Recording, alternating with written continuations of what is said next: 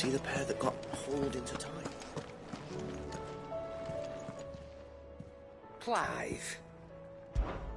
Go on, then. Is that all? It seems the hideaway has lost its appetite.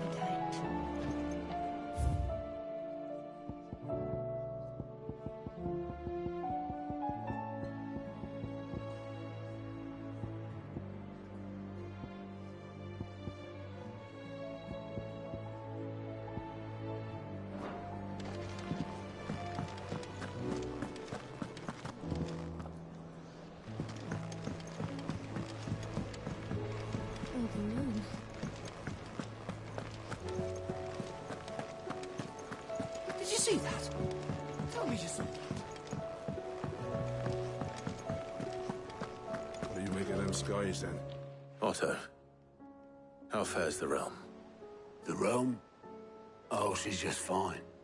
As long as you look past the fat storms out mother crystals and her skies are a roiling cesspit. And Gav? He's with your uncle in the Free Cities, helping Mid with her project. Sent an owl their way the moment the winds turned foul. Still waiting on a reply, though. Do you have any good news? Well, that depends on your definition of good. All right, fine. What do you suggest we do? Oh, no, I'm just a messenger. I leave the scheming to those more suited to the task. Could be that Lady Vivian and Old Tomes have their own thoughts on the current state of things. Could be that they don't. It certainly can't hurt to ask. I suppose not.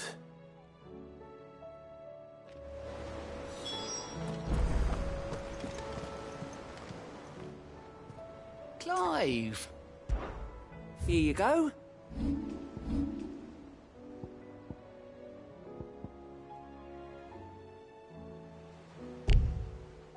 Always something in there. Welcome to the Patron's Whisper. Your benefactors are a generous lot. All yours. Come again. I may have more for you.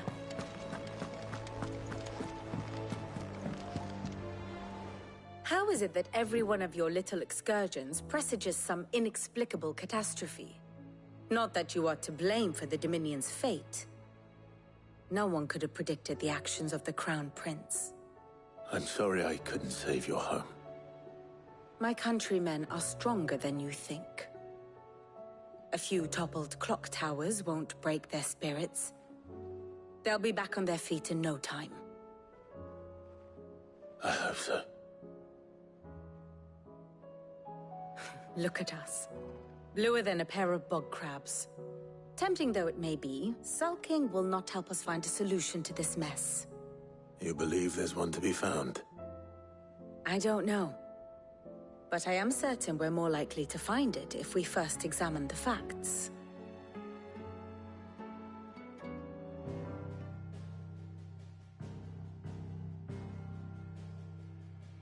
Beneath these darkened skies, fear and confusion reign over Valisthea. Oh, the lands around the fallen Mother Crystals had already begun to wilt for want of ether. But not like this. Crystals that filled wells and fueled furnaces. Now nothing but pretty shards of rock. And those that hang from the people's necks cast nary a glimmer of light to keep the dark at bay. It is only a matter of time before the common folk convince themselves that the end of days is upon us. Yet I fear a swift end is more than we can hope for. While most of the world thirsts for ether, the remainder drowns in it, spawning Akashic in droves. And amidst the hordes of mindless beasts, with magics as like to fail as function, even the strongest nation would falter. Rosaria and the Iron Kingdom teeter on the brink of collapse, while the tragedy in Twinside has all but paralyzed the Holy Empire. Dalmekia fares little better.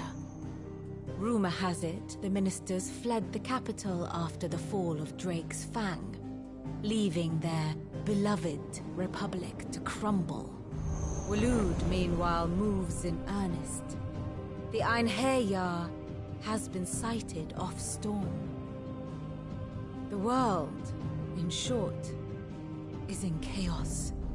It would seem our civilization was nothing but a castle of sand, to be washed away at the whim of the waves.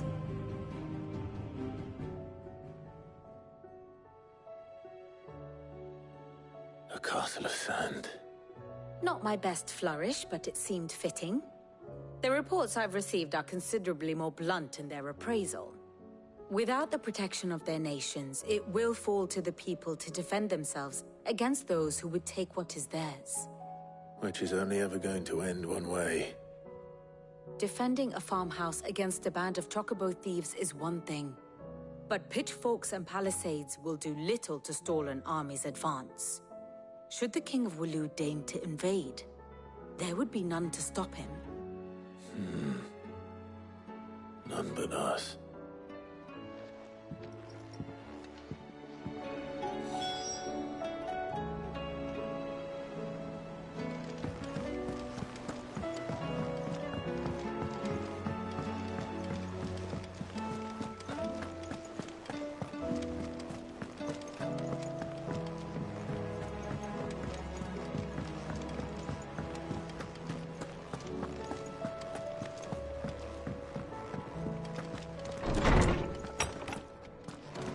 Is a storm coming soon? Let me guess. You're here about the skies. Is there anything you don't know, Lawsman? It doesn't take a court astrologer to augur the obvious. As for what has disturbed the heavens, that, I believe, is a question the Fallen might be better placed to answer than I. And on the sixth day did the gods tear the sun from the firmament, visiting darkness upon their prideful sons and daughters. But I dare say you remember your childhood lessons on the sins of Zemeckis only too well. You think they're connected? That Ultima was one of the gods responsible? Well, he has certainly exhibited powers that we mortals would associate with the divine. There is nothing divine about him. But he wouldn't be the first god of whom that could be said, now would he? Yet for all the fairy tales that tell of the sins, there is almost nothing in the way of actual historical accounts. Had I the Journal of Moss the Chronicler, I may have been able to tell you more, but alas, I fear all remaining copies have been lost to time. You will forgive me, I hope? Certainly not. Because there is nothing to forgive. Even without this journal, you've provided us ample wisdom. And we will always be grateful for it. Perhaps Otto will be more inclined to share his thoughts when he hears what the others had to say.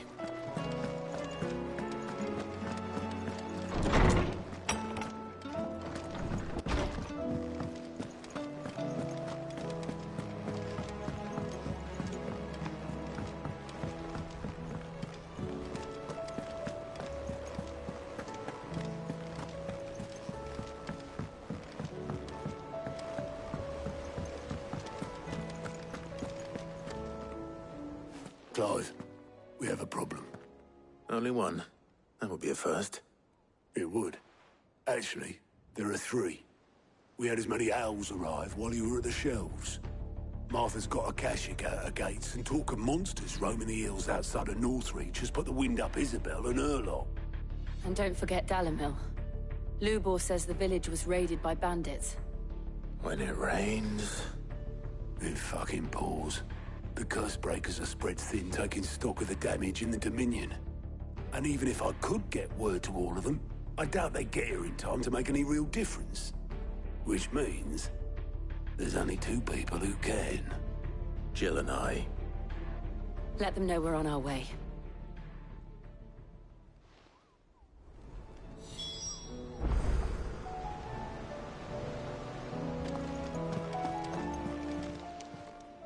How are you doing? Quick look.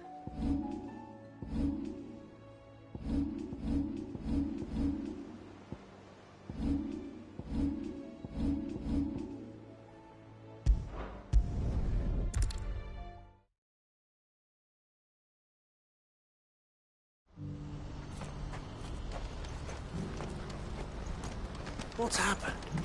Can't... Pardon me, but would you happen to be...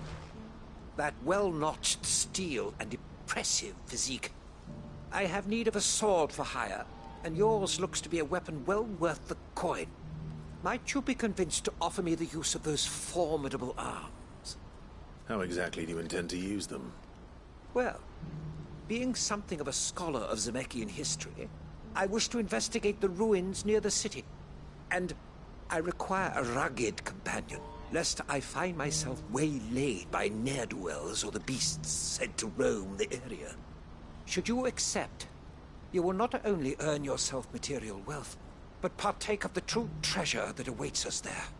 The rich and storied history of Zemeckis. Well, were you ever party to a finer proposition? My arms are yours. Wonderful. Then come. We must away. But where are we going? Along the old Zemeckis Road, and from there, onward to discovery. Quickly! There is not a moment to lose. Wait. Good luck with your ne'er-do-wells.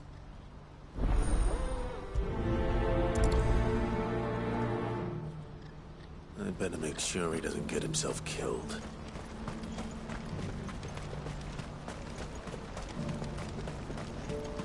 What I wouldn't give for a home. This is the end of the road. When are they gonna let us through?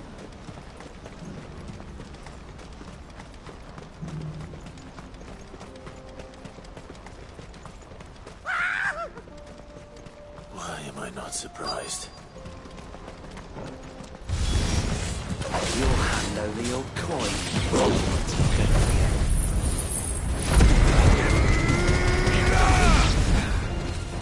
This one.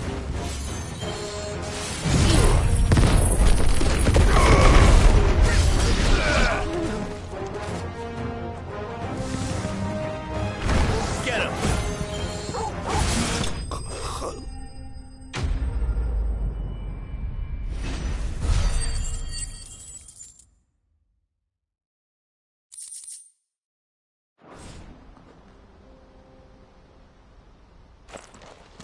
Are you hurt?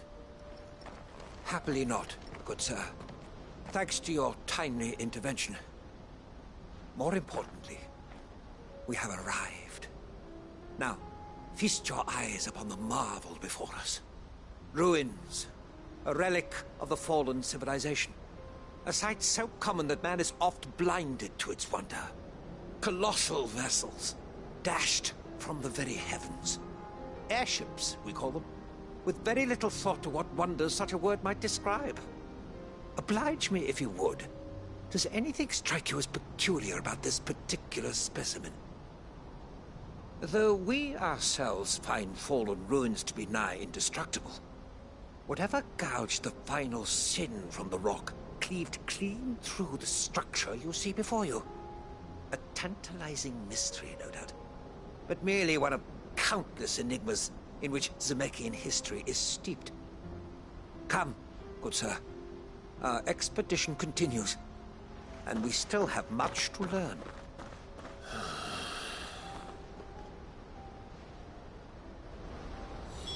He's passionate. I'll give him that. Good girl.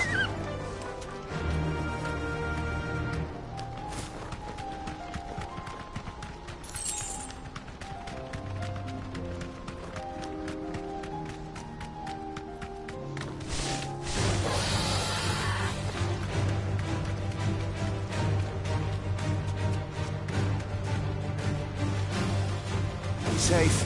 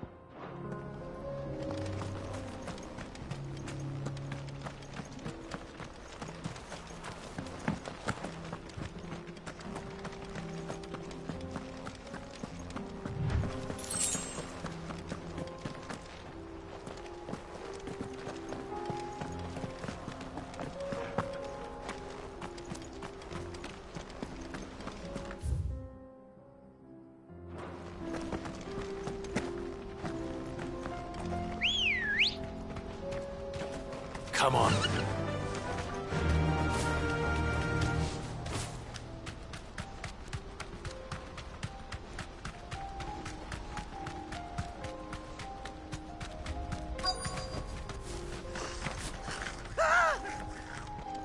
Not again. You're right there. Who's first?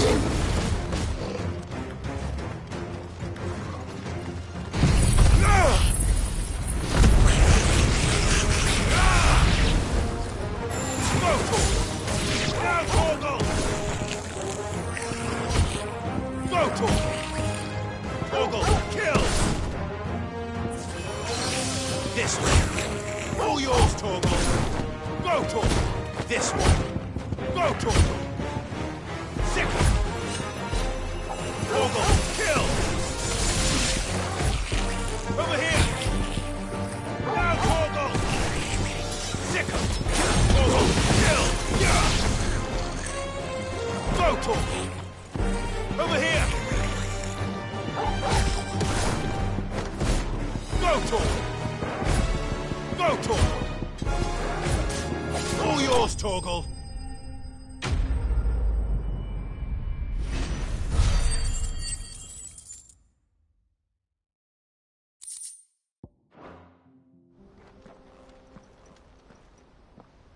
You're going to get yourself killed.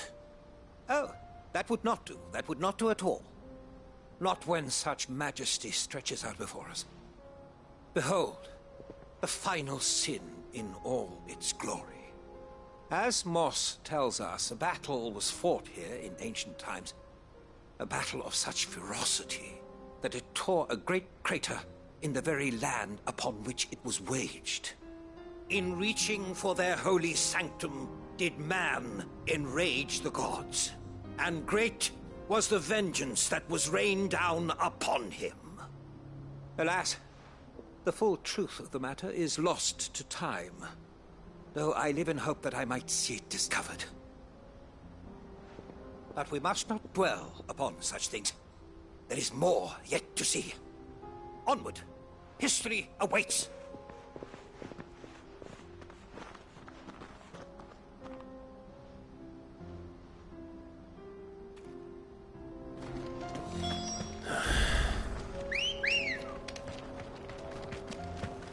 Let's go.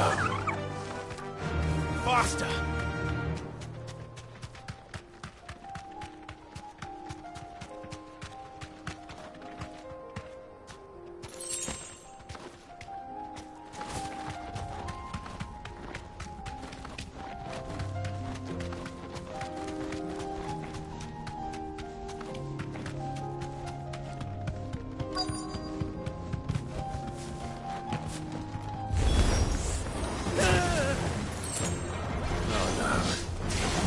Got himself into trouble this time.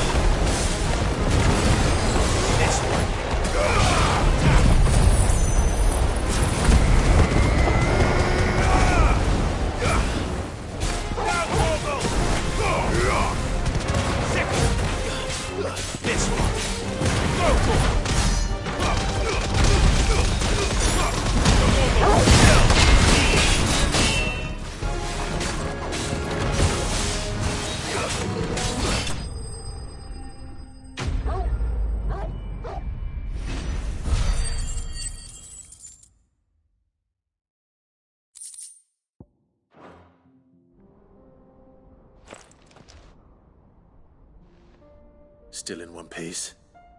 It would seem so. Once more I am in your debt.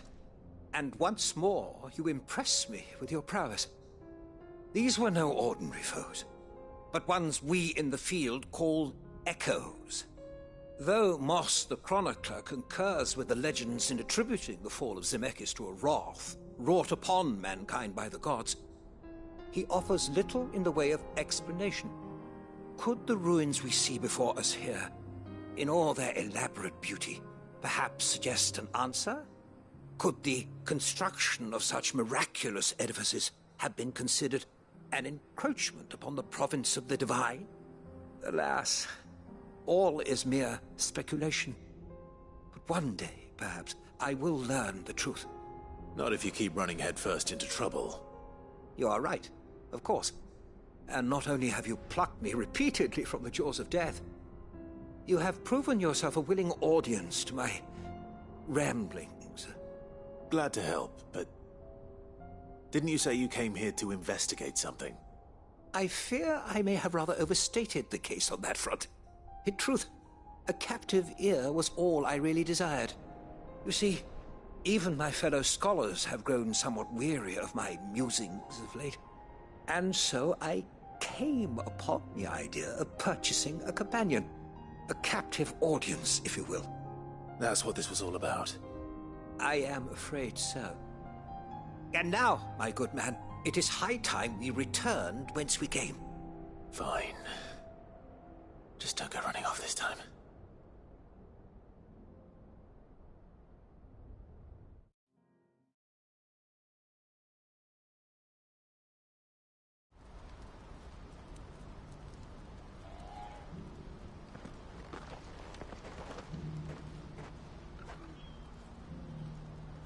And so ends a delightful day.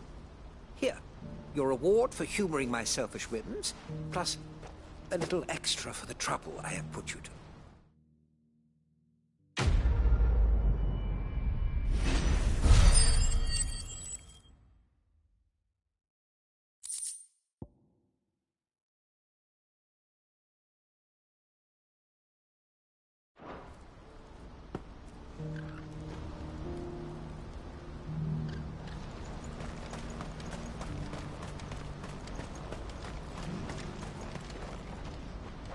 I see you've been of some assistance to Eloise.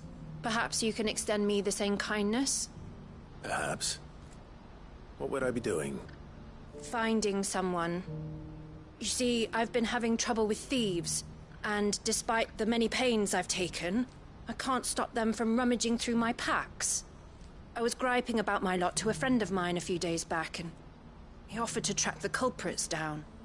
Now, Joseph's a sellsword, and a good one at that. But he's been gone days, and I'm beginning to fear the worst.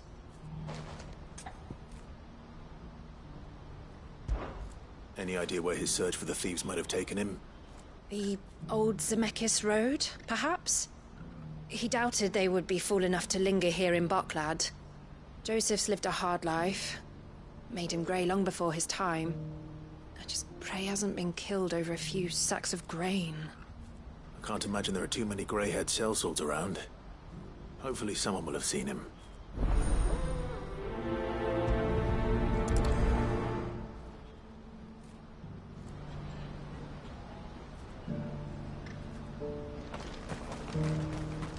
What I wouldn't give for a hot meal. Looks like this is the end of the road. When are they gonna let us through? What do you want? I've no coin on me. Just information. Has a sellsword passed through here? Grey hair. Now you mention it, there was a young man with salt in his mane sneaking around out there a while back. Which way did he go? How am I supposed to know? Buggered off down the road, I expect. Now why don't you do the same and leave me be?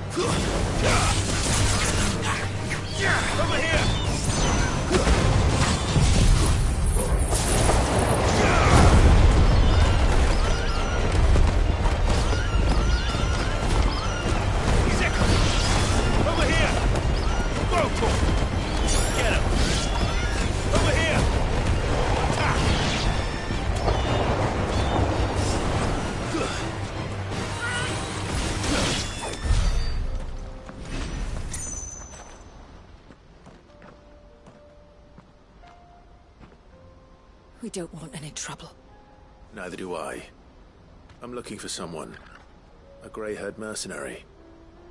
Well, we haven't seen him. Yes, we have. We saw him climbing up the rocks. Those ones, over there. Maybe he found his thieves. Mum won't let me near them. She said there's goblins up there, and that they eat little boys for dinner. Shush now. You've said quite enough already. I only told him what you said. I'd listen to your mother if I were you.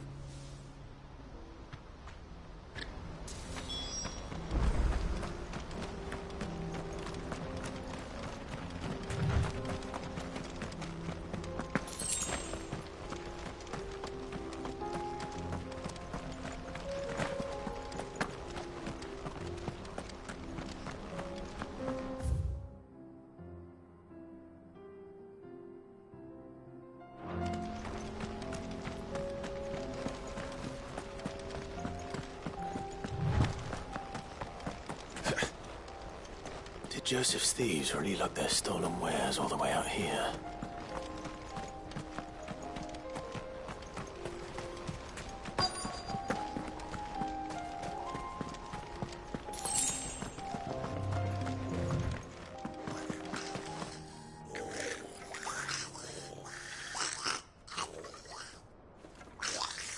I think we found our thieves. They don't look happy to see me.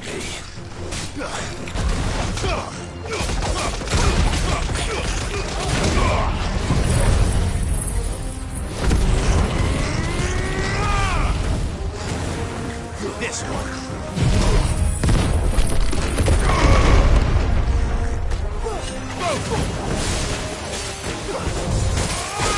This one. Try to get him.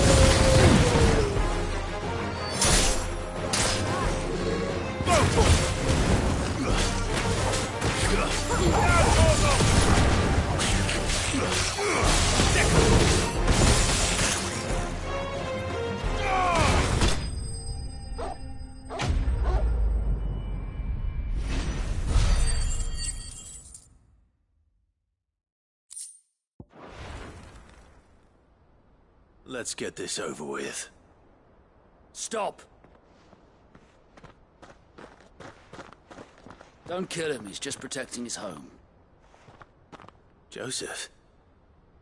So the boy was right. I don't know you.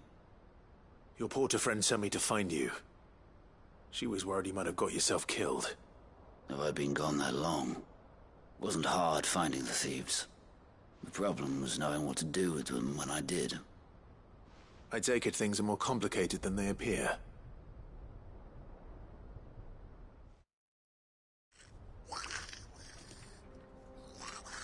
I'd all but ruled out bandits before I even left the market. You know why that is? Because our thieves had no interest in gold or gems, or anything they couldn't eat for that matter. Add to that the rumors of goblins in the area, and the mystery practically solved itself. I soon found their cozy little homestead and all the missing food. I launched myself at them full of righteous fury, but their leader was the only one who moved to meet me. The others, they huddled around that food, ready to die protecting it. They stole because it was that or starvation. I've been there myself, back when times were hard. So you spared them? And earned their trust into the bargain by the look of it. These goblins aren't native to the area. They don't know how to survive such barren lands, so I've been teaching them. And once they've learned to hunt and forage, they won't be fool enough to risk their necks in Boglad. I'm impressed. I didn't know goblins could be reasoned with. Do me a favor. Let the porter know I'm safe. I'll head back to the market once my work here is done. Oh, and don't mention the goblins. I don't want people coming here brandishing pitchforks. Not now this lot have sworn off thieving. Your secret's safe with me. I appreciate it. Thank you.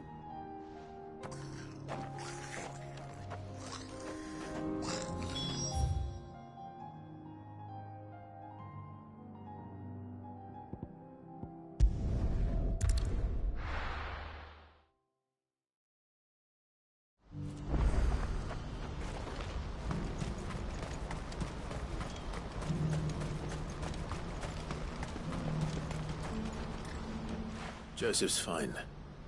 He'll be back once he's tied up a few loose ends. That's a weight off my shoulders. He certainly knows his business. You found your thieves all right. And I dare say they won't be coming back. A good man to have around, that Joseph. And if he says there'll be no more thieving, that's good enough for me. Thank you for putting my mind at ease. Here, for your troubles.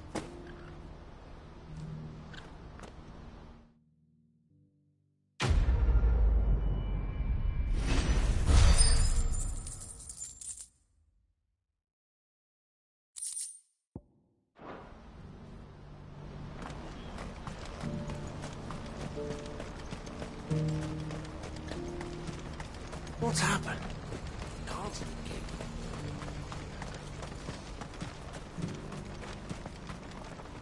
Is something the matter?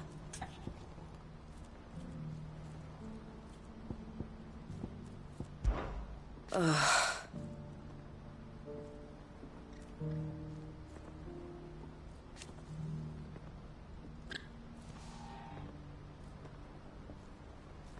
Speaking of which...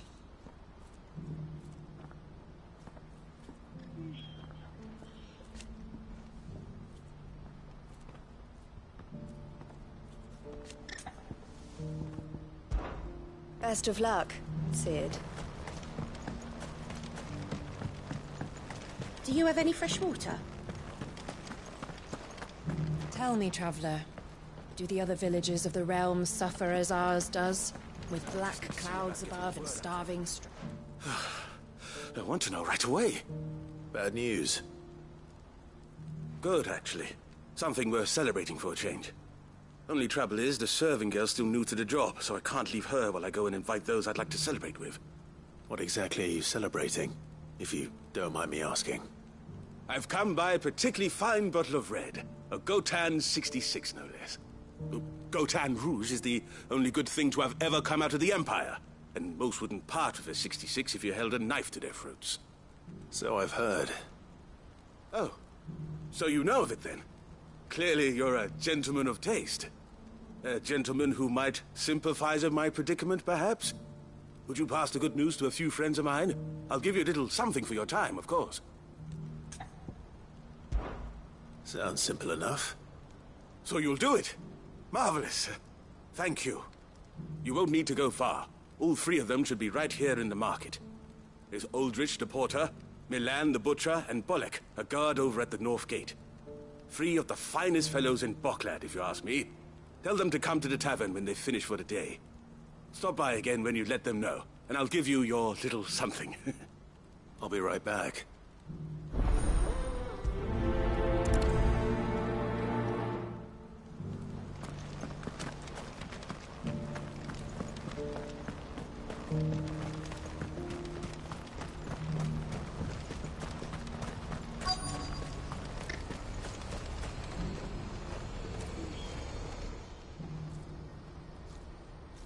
Well, this isn't at all foreboding.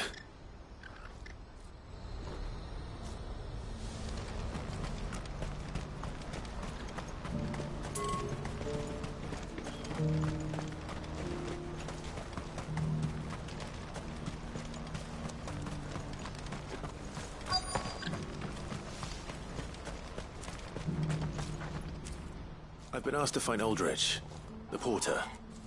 I don't suppose that's you, is it? That's me right enough. You need something delivered? The innkeeper sent me.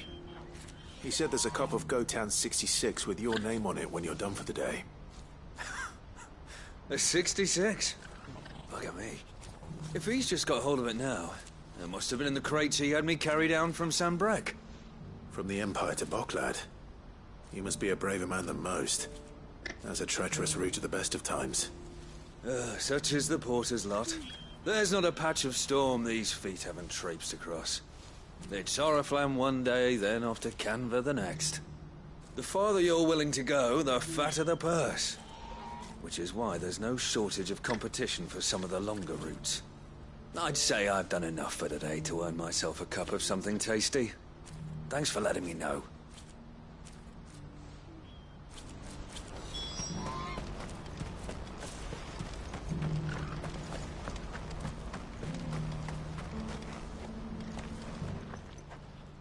Clive. Farewell, then. What's happened? Can't... Please. Place it through.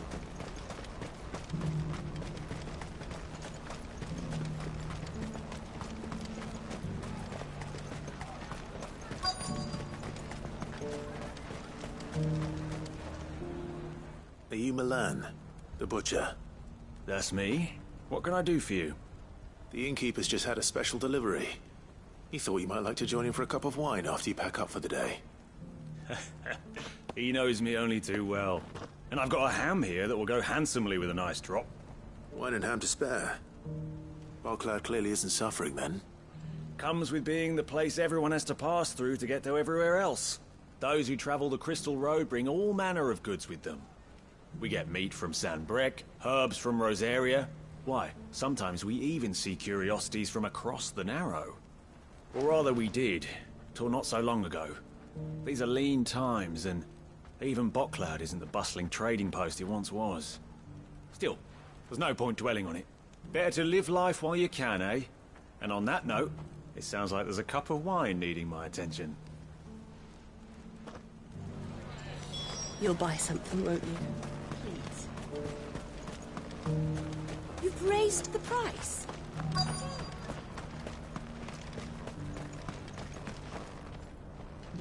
I'm looking for Bolek. I was told he'd be guarding the gate. Well, you found him. You're not here to enlist, I take it? The innkeeper sent me. He's just taken delivery of a rare vintage, a Gotan 66. He thought you might like a cup. I've never said no to a goat hand. I'm not about to start now. Thanks for letting me know. You must be a busy man. No one's making for the refugee camps anymore. Not after what happened in the Dominion. Meaning, they linger here instead. I spend more of my days moving beggars along than I do manning these gates. What gets to me are the gangs that prey on the poor sods. As if they haven't suffered enough. Some days you can't help but wonder what the world's coming to. You know what? That wine's sounding better by the moment. Well done. I wonder if the innkeeper might spare a cup of that wine. What do you want from me?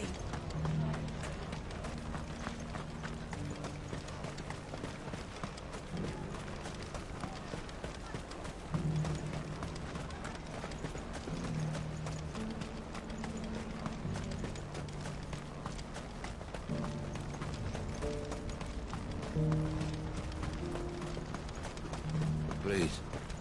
A piece of fruit.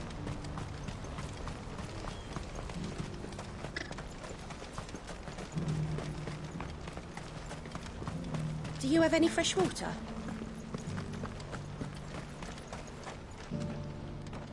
I spoke to your friends. They'll be along soon.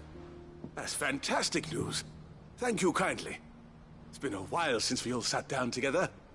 And the way I see it, that wine is as much theirs as it is my own. How so?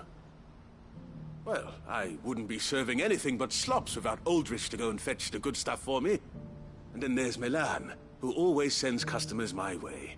And Bolek, an even-handed keeper of the peace, if ever there was one.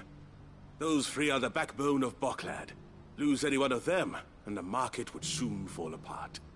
And without the market, I wouldn't have a single customer. I'd say that's worth a bottle of 66, wouldn't you? And more besides. Everyone needs a shoulder to lean on. Be they world-weary innkeepers or brooding swordsmen.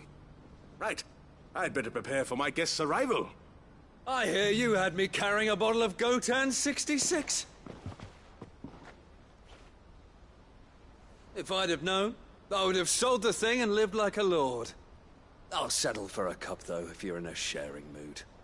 A Gotan 60 bloody 6. Just as well I had something special of my own set aside. A bottle between the four of us might not be enough to drown our sorrows, but it can't hurt. Here they are, the three pillars of Bocklad. Sit yourselves down, gentlemen. The woes of the world may be monstrous in many, but there's nothing like a few good friends to keep the misery at bay. Never a truer word spoken.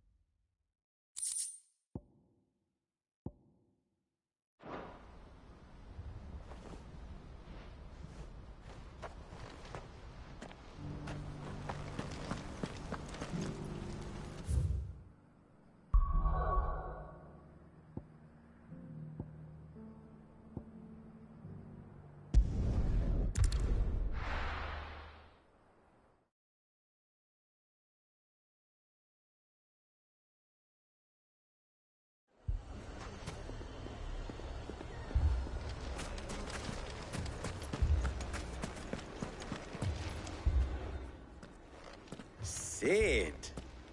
Your new companion appears much more formidable than your uncle.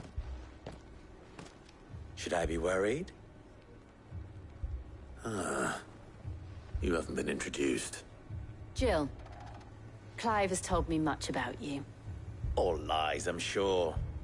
Your Stolas said that Dalamil has a bandit problem. Indeed. Although, you're a little late. They left with our food and guild days ago. Any idea where they went? The desert's a big place. Your guess is as good as mine. But the fact is, I have more immediate concerns. What did you say to me? What did you say? Ah, as if by magic. Let's just say we've yet to reach a consensus about how to solve Dalamil's little problem. And at this rate, it won't be the actions of the bandits which prove to be our undoing. It will be our own. I've tried reasoning with the dissenting parties, but even the Desert Hare has limits. Perhaps we could talk to them. What makes you think they'll listen to us? What makes you think they won't? She makes a fair point, Sid. And you won't have wasted much of your precious time if you fail. They're just across the courtyard.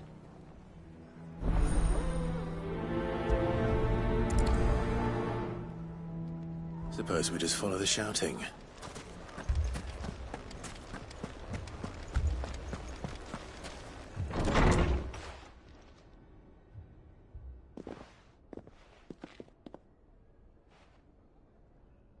You wouldn't talk like that if it had been your men whose throats were slit. Blood for blood, it's the only way. We hire mercenaries and have them mount the bandits' heads on our walls as a lesson to the rest.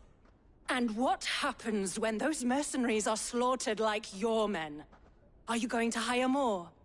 We're better off using that coin to buy food and supplies. If we hire mercenaries, the only thing we're buying is the bandits' ire. And you cannot fill empty bellies with that. Do you hear me? But what happens when they come back? Maybe it'll be your throat that's slit. That's enough. Both of you. Any more of this and I'll throw you out myself. Come back when you're ready to talk like adults.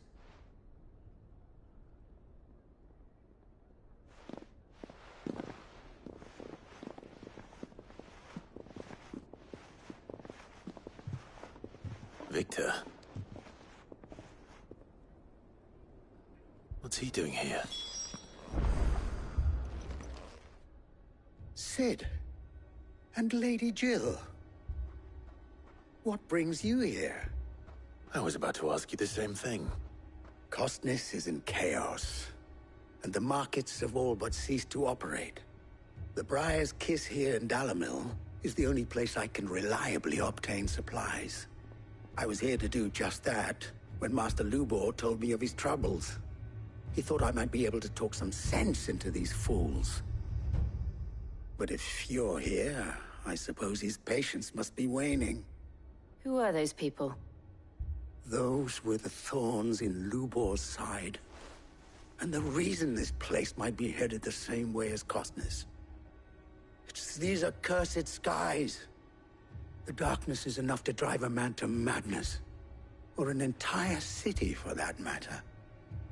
We're still working on the skies. But in the meantime, perhaps we can find a solution to Dalamil's problems. I hope so. For all our sakes.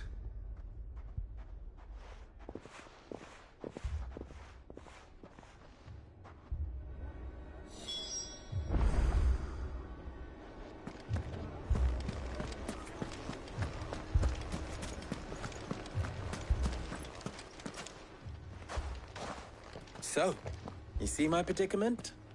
What I saw was a room full of people who were angry and afraid. And with good reason by the sound of it. But if left to smolder, that anger and fear could set the entire town alight. My thoughts exactly. What to do? Both sides wish to protect their homes and livelihoods, if only they could agree on how. But as long as they are divided, we are vulnerable. And if there's one thing bandits like, it's an easy target. What would Sid the Outlaw suggest? Well, if it were my namesake, he'd let them choose for themselves and be on hand to pick up the pieces when it all went wrong. That sounds like a recipe for disaster. A recipe for disaster is precisely what it is. But perhaps that realization would be enough to make them question the ingredients. While it's plain neither Conrad nor Natalie will countenance the other's proposal, it may still be possible to make them doubt their own before presenting them with a third option. And that would be? To pool our resources and save the city ourselves. Why fight each other when all that fear and anger can be directed at the bandits? It appears we have a plan of action. Victor, pay Conrad a visit. See if you can't convince him of his folly. I'll speak with Natalie. As you wish. Your faces are not well known in this town. That may prove useful. Don't worry, Victor and I will do most of the talking. You need only play along. Play along? What he means to say is yes.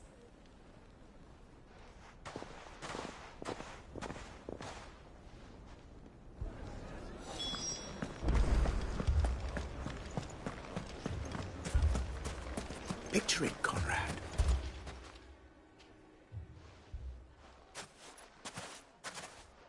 Ah, here she is. The Lady of the Spear herself. Conrad, may I introduce you to Jane, commander of the Red Wings, the oldest mercenary guild in the Free Cities. A pleasure, my lady. The pleasure is all mine. As I told you, I summoned the commander here from Canver to inquire about a contract. Victor says you told him no. That there aren't any men left to hire. Is that true? True as the crystals cracked. Nobles came and claimed every last one worth his salt. And not just from us Red Wings. You know of the 7 high houses. There must be 2 swords assigned each one. Granted, we have a few boys left. If it's boys you're looking for. Well, Conrad, are you saying that Dalamil's finest cannot defend this town better than a gaggle of unblooded striplings? That a band of beardless youths could better avenge the deaths of your brave men than you yourselves? Absolutely not. We'll show those bastards who they're dealing with.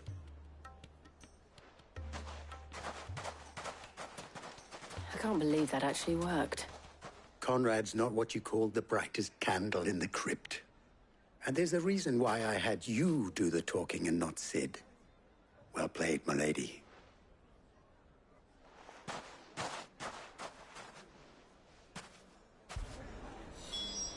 Then let us band together and show these...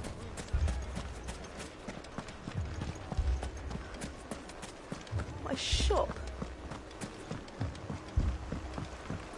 If I had my pickaxe, I would... I mean, it may still be possible to buy something, and we... Ah, here he is now. Natalie, allow me to introduce Lord Underhill of Randalar's prestigious League of Merchants.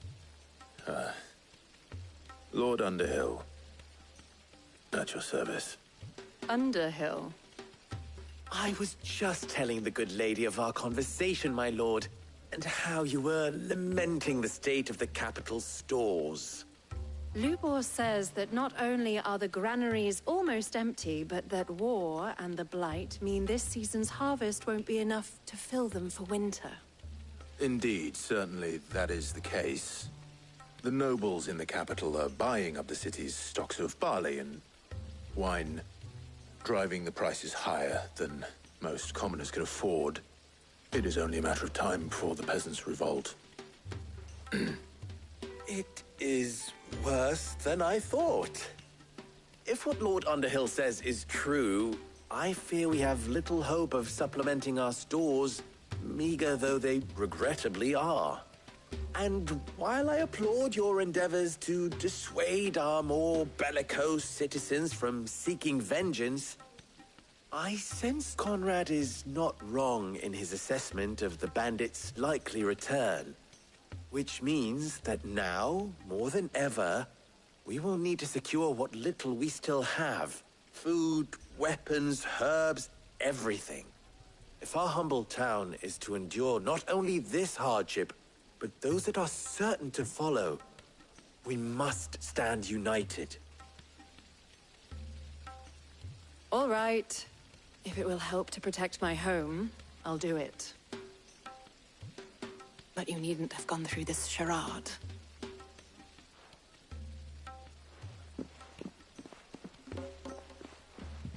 Thank you, Clive. Your performance was nothing if not workmanlike. She saw right through it. I didn't say it was good, merely that it produced the desired effect. Now, my scouts should be returning shortly. Meet me back at the Briar's Kiss, and we shall see what we face.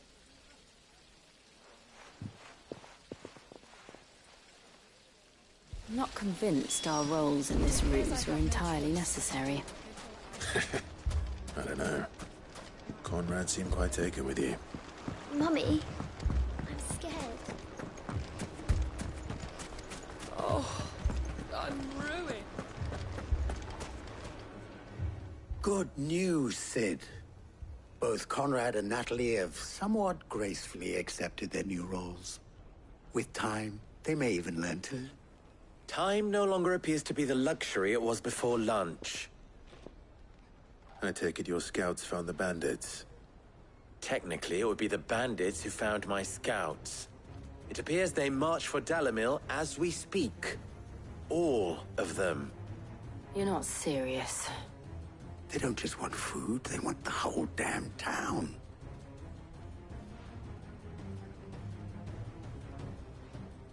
I have a favor to ask. I'm told the bandits march in two groups, one from the south and one from the desert, in a move doubtless intended to stretch our already gossamer-thin defenses. Very well. Jill and I will meet those from the desert. But what of the rest? The rest, my friend, the city shall fight. Together. The stakes, I concede, are high. But if this does not unite Dalimil, nothing will. That is a lot of faith to put into those who had their hands around each other's throats but a moment ago. Then it will be for us to see that their hands are kept occupied. And I do mean us. I thought you might say that. We'll hold them off for as long as we can. And we will do the same.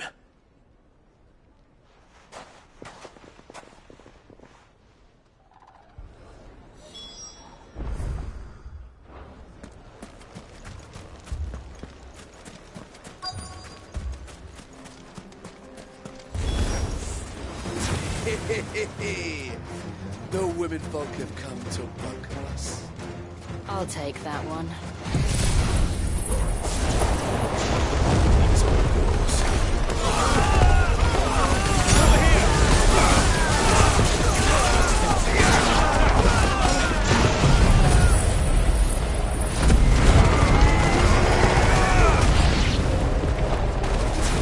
They mean to overwhelm us.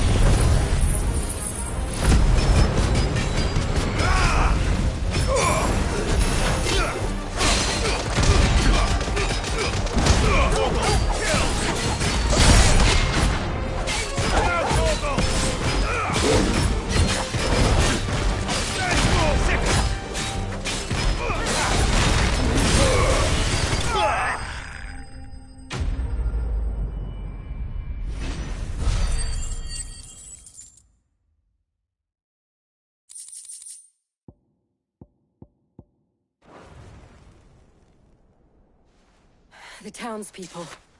Could they have held out? I don't hear any fighting. What do you think? That we should hurry.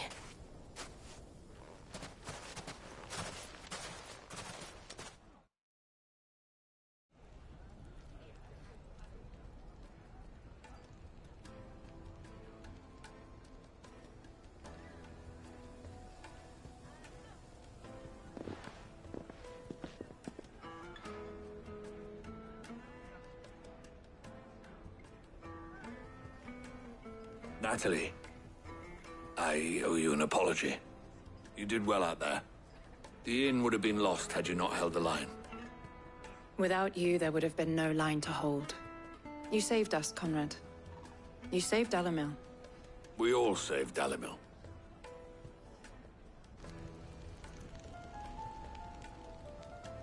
Conrad seems to have had a change of heart. I'd say they both have.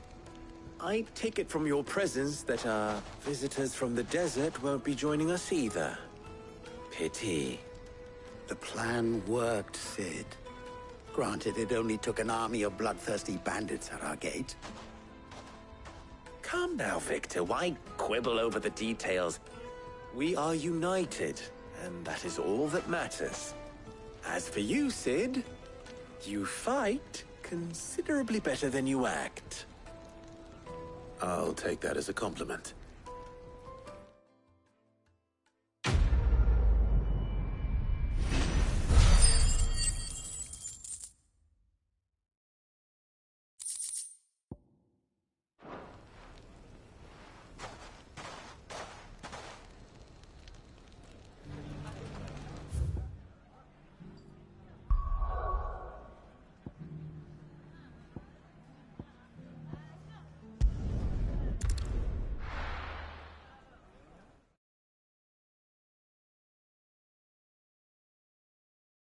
First we find Isabel.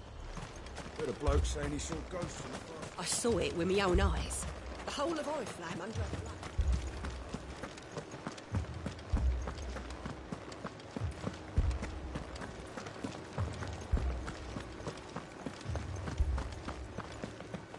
I can't do it.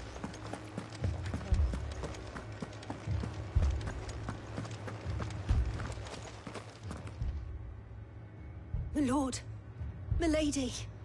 We received the dame's message. There have been sightings of strange creatures, I understand. With the blue eyes. Yes. Like a Kashik, but different. They've taken so many. I've lost count. Akashic, but different. Ultimus thralls. And what of your mistress? Is she here? Oh, no. She went to the garrison to ask what they were planning on doing about all this. Then we'll look for her there.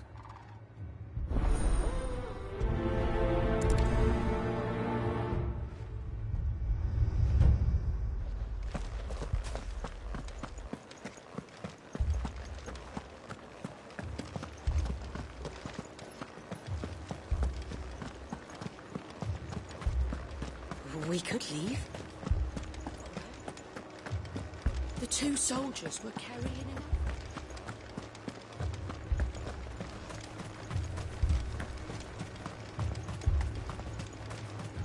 Madame, please! Half the garrison's been slaughtered by those things. We lost the captain this very morning. We've tried requesting reinforcements, but there's been no word from the capital or the Dominion in days! What more would you have us do? I would have you do your duty. Those at the Vale look to me for protection. And protect them I shall. Because they are my charges, and that is my duty. In case you have forgotten, the people of this town are your charges. But more than that, they are your people. Your sisters, your brothers, your lovers. So you have a choice. Lay down your sword and watch as they are slaughtered, or take it up and do what is right. She speaks the truth, you know. This here, it's all we have. It's all that's left. What we have left is our lives! Do you really want us to lose them as well? Not if we don't have to. Look, there's a cask under the captain's bunk. Let's talk about this over a drink, eh? I'm listening. I'll have a word with him.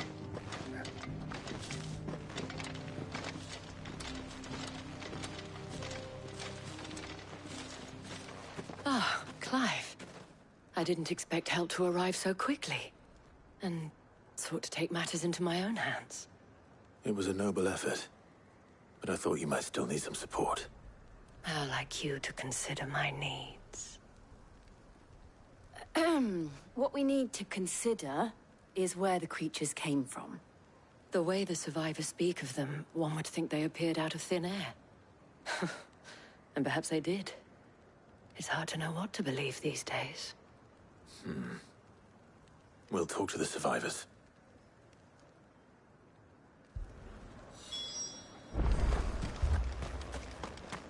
Don't leave me, Paul. You're a pikeman, yes? What happened? I've got family in Moor. I heard the flood was spreading, so I went to see if they were all right. And a pack of them glowing things found me in the meadow. I ran for my life.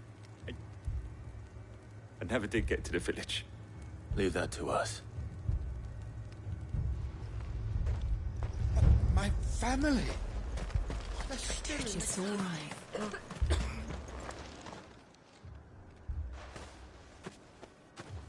Did you see the creatures that attacked you?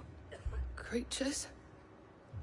Yeah, They came out of nowhere. They went for Joseph first, then me, and then they were just gone. Do you remember where you were? On the road from Oriflamme. We just passed Moor when... Where's my Joseph? It's all right. Just rest now. At least we have an idea of where the thralls might be now. We should head... More.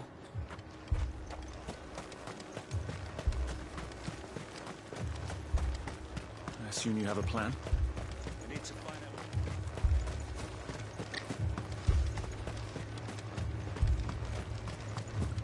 It was all they could do to escape. They just left the bodies there.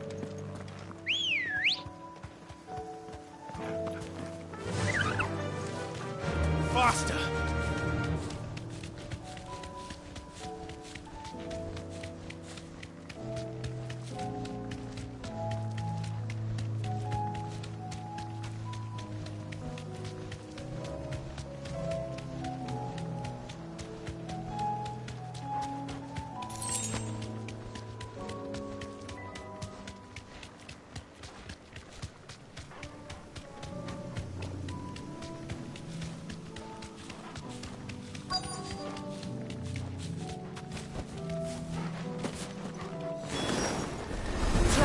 Look! I see them. With me!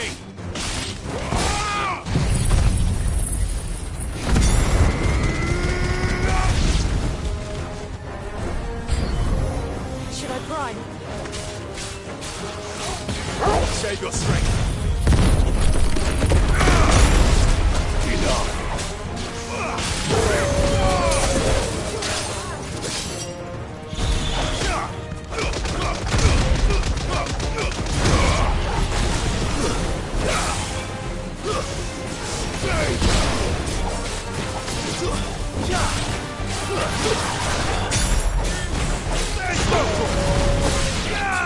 Get him!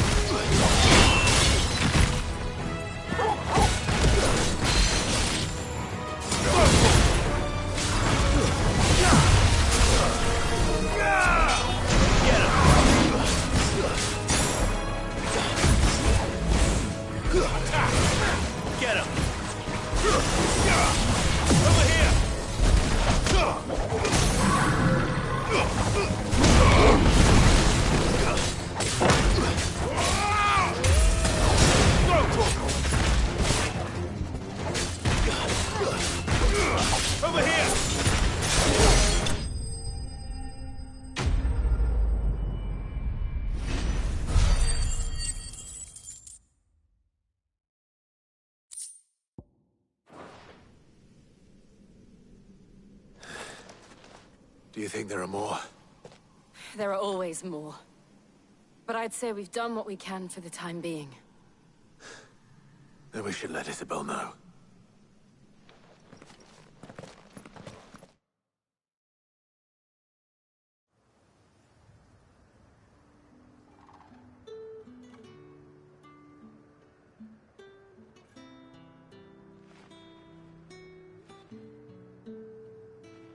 You have the town's thanks.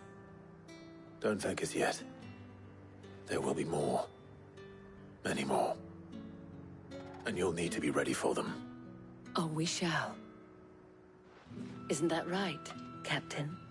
Yes, milady. The garrison will be ready. Philippe here has convinced most of the men to remain at their posts. For now, at least. Hearing that the Dane would look kindly on any man who committed himself to the task certainly didn't hurt. It's not the most selfless of motives, I'll admit. But whatever it takes, eh?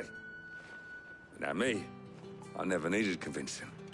I became a soldier to protect the people I love. And the people I love include the ones standing before me. Handsome and chivalrous. Now, if you don't mind, I have sentries to post. Milady.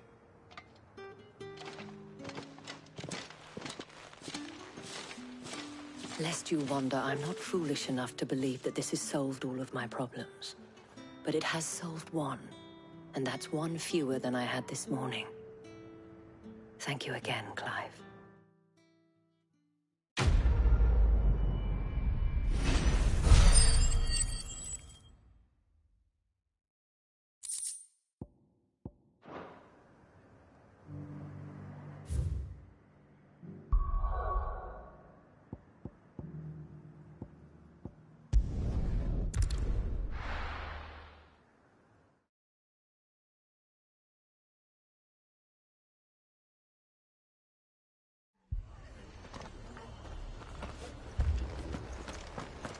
This man's gonna die if we don't get him to a healer.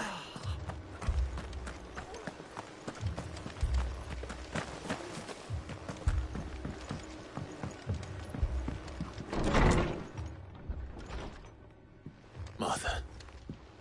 It's good to see you. And you, Clive. Jill? Otto said you'd been attacked by a Kashik.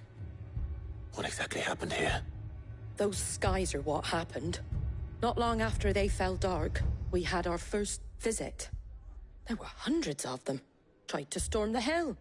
Only a handful made it up here, but that was more than enough. The rest are still down there now. And while we have a few willing fighters holding them back, they're sorely outnumbered. What do you think, Clive? That we join the fight? I thought you'd never offer. Now, where I need you is the Fallen Gate. That's where the fighting is fiercest. Let the men know you come to help. Something tells me they'll be pleased to see you. We're on our way.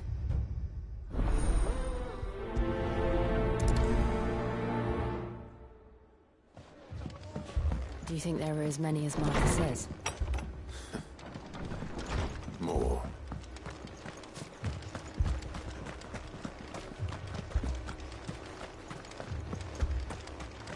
You don't think they've abandoned us, do you?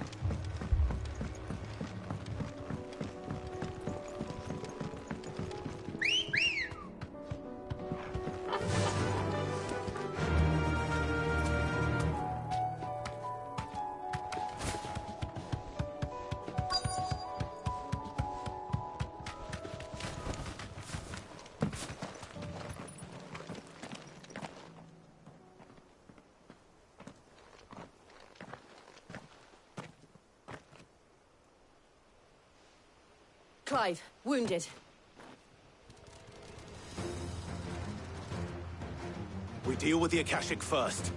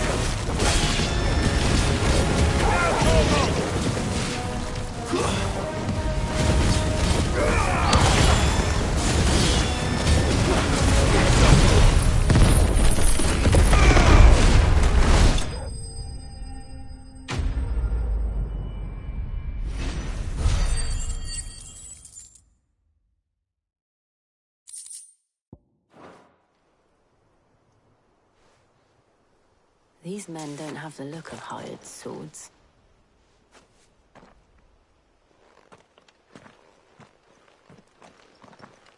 If you've come to rob this place,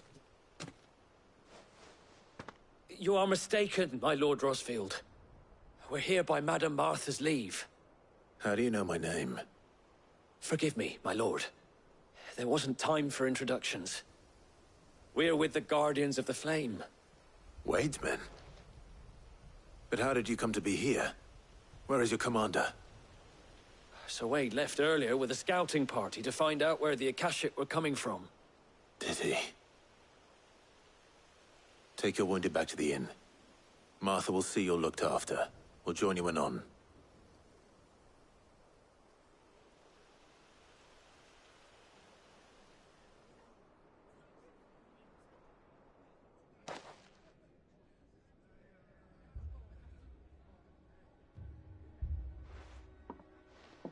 And to think you took them for thieves.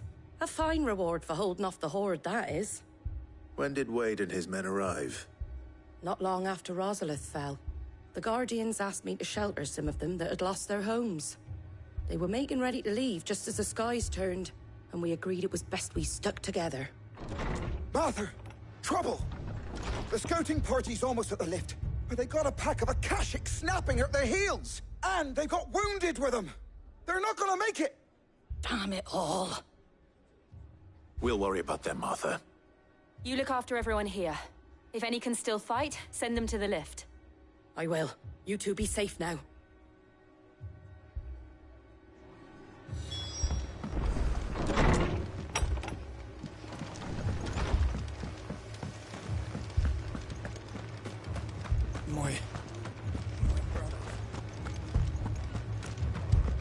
Mad dogs.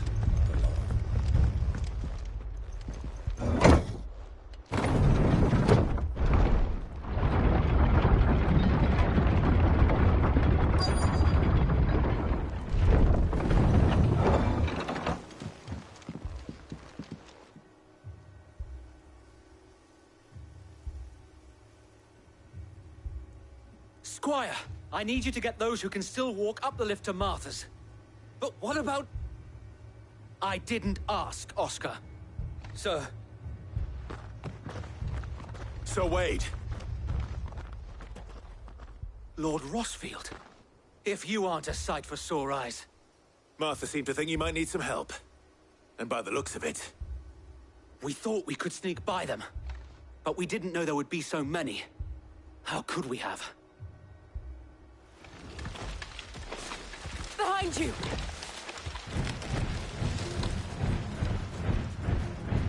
Damn it! We need to get the injured to safety. Do you think we can hold them off? We can certainly try. Are you with us, Sir Wade? Always. Then let's do our duty. Get him!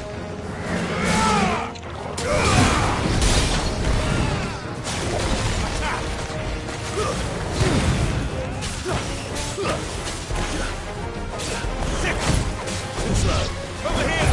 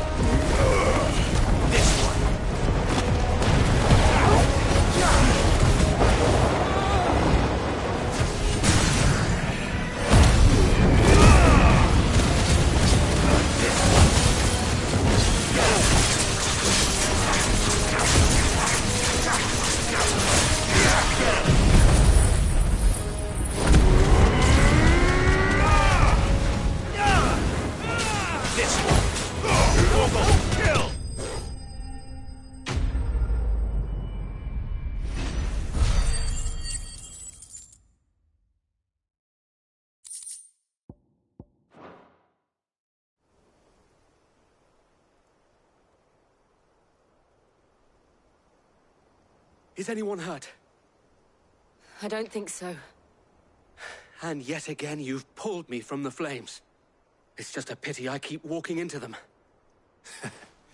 You've never been one to shy away from danger, Sir Wade. Like any shield worthy of the name. I see you're all in one piece. Martha! Is something wrong? The lookout saw smoke coming from down Eastpool way. Too thick to be a hearth. A second horde. Feel like finishing the job? Always. Jill and I will make for Eastpool. You'll need to move the injured without us. Don't you worry about them. The moment my men are safe, I'll follow. Good luck.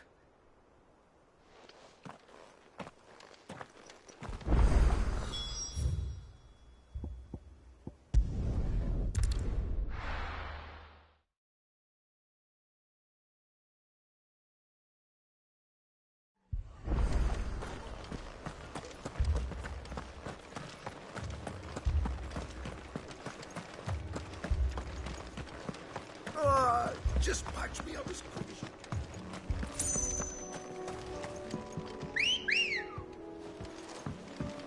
Good girl.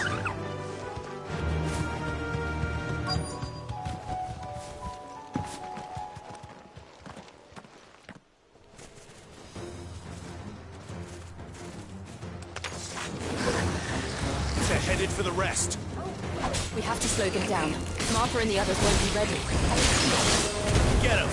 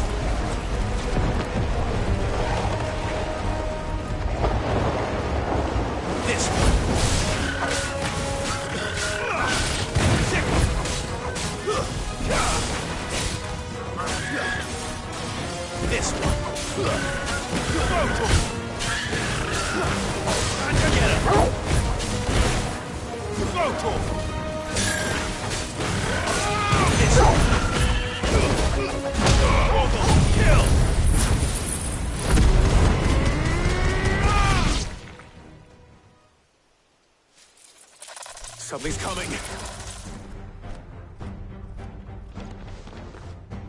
A Apologies, my lord. Did I miss anything? Only the first round, so wait. Shall we?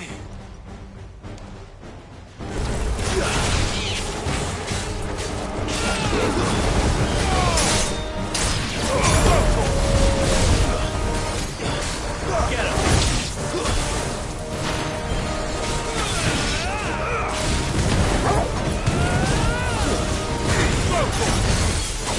This one!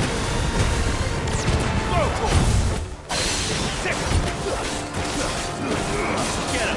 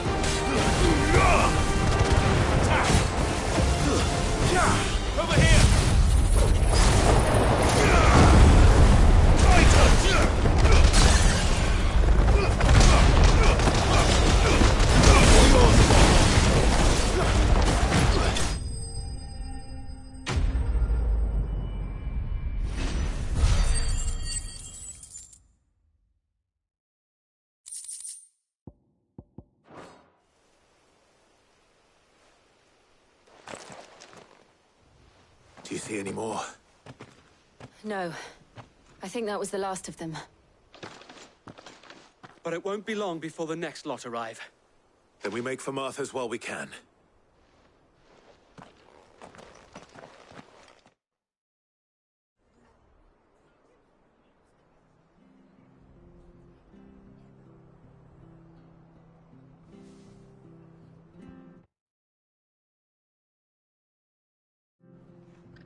What did you find out there? The same as Sir Wade. Scores of Akashic. Well, wherever they came from, they're gone now. Our lookouts say the lowlands are clear. Hopefully we'll have enough time to lick our wounds. How many of your men were injured? A damn sight less than if you hadn't turned up. Thank you. It was a hard-fought victory. But as long as the skies remain dark, I fear the Akashic's numbers are only going to rise. It's not a matter of if the Horde will be back, but when. And whether that's sooner or later, we'll need to be ready. The inn here affords a good view of the land, and is easily defendable. I'd like to make this one of our outposts. What do you say, Martha? You'd have more men to guard the rest. Well, when you put it like that, of course they can stay.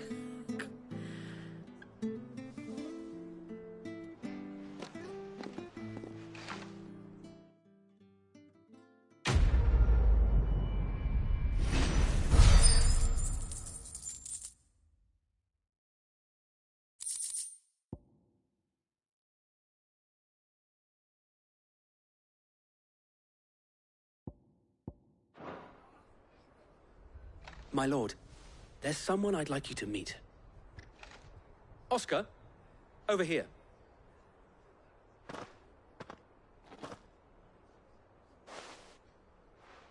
It is an honor to make your acquaintance, Lord Rossfield. I am Oscar. Oscar of House Murdoch. Murdoch? I wasn't aware the Lord Commander had children. Oh, he didn't. But his brother, my father, did. I am Sir Rodney's nephew. Well, go on, then. It's not for me to ask him. Yes, Sir Wade.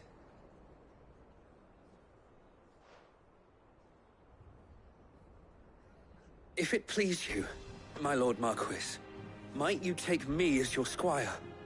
I would learn the duties of a shield from the finest. I'm sorry to disappoint you, Oscar, but I'm a shield no longer. Nor was I ever the finest.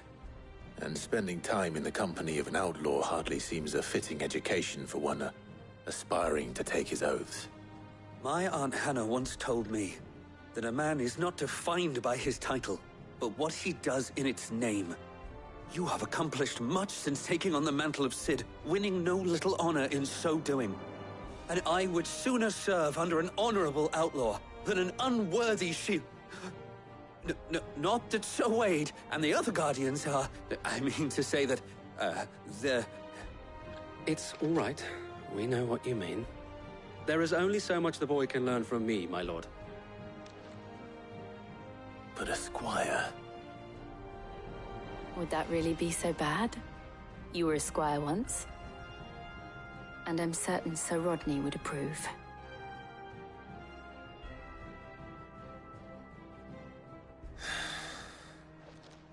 Know that I'll show you as much leniency as your uncle showed me.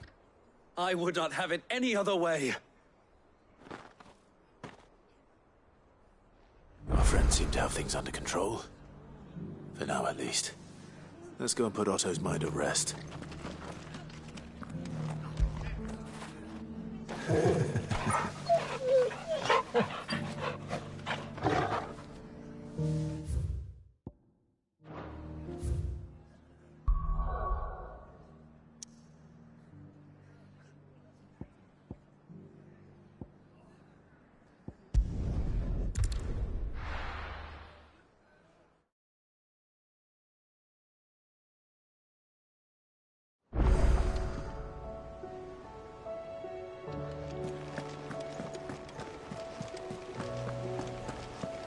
Did you see that? Tell me you saw that.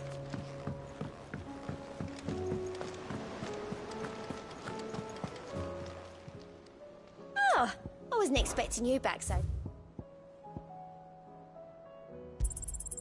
You earned this.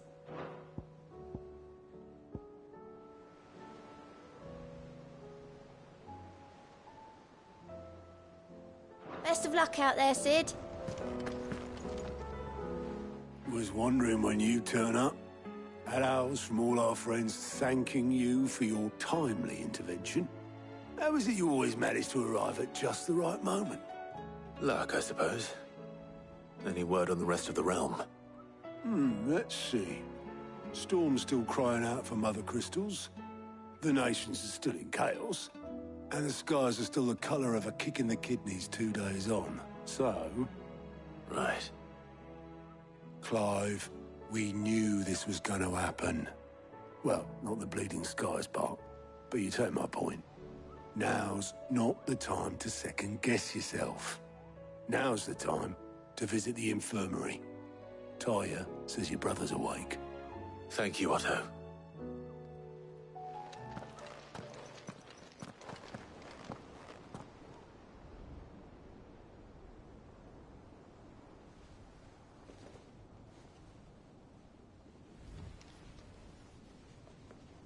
So it was not Sylvester, but Olivier who served as Ultima's puppet. And when Dion learned of this, he sought to slay the fiend.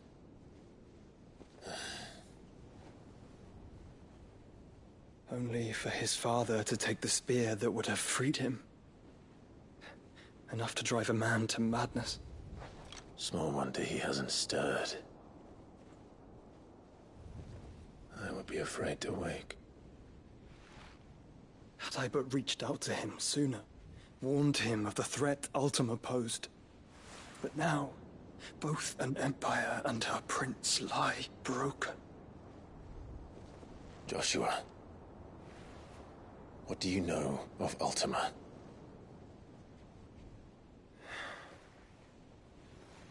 Very little, I'm afraid. Despite my best efforts. 18 years ago, as I lay buried beneath the rubble of Phoenix Gate, 'twas not death who came for me, but another. And it was while in my rescuer's care, I first heard of Ultima. I've been chasing his shadow ever since. Ultima is driven by some deep, dark purpose, and for whatever reason, it would seem you are crucial to his designs. He will stop at nothing to have you, even if that means toppling an empire. But why me? What possible use could I be to such a creature? That is one of many answers that have eluded me. Yet, I am certain of this. It is not mere chance. You were chosen for a reason. All dominants carry within them the might of an icon. Nigh limitless power that is at once acutely limited. I wield fire, and only fire. And I only ice. 8 wardens for 8 elements. But you, Clive. You are different. You're special. Your abilities begin with the flames of Ifrit. But they do not end there. The fact Ifrit can even exist goes against everything we thought we knew of dominance. Perhaps Ultima has been waiting for one such as you, whose potential is truly limitless. I've encountered that thing several times now. If it or he, as you say, needs me, why hasn't he claimed me as he did the boy? Were I to hazard a guess, I'd say the two of you are somehow incompatible. His mind not properly attuned to your body. His mind? Mind, awareness, spirit, call it what you wish. But I believe Ultima to be an embodiment of the concept. This is why I struggle and fail to contain him here inside me. I'm sorry. Inside you? With every setting sun, I feel my strength wane. And though the Phoenix's flames mend the prison I have made for Ultima, they do so at a cost. We must find a means to bring an end to him before I meet my own. What were you thinking? It was that or let him take Clive. And I've always had a soft spot for my brother. But that doesn't mean you should sacrifice yourself to save me.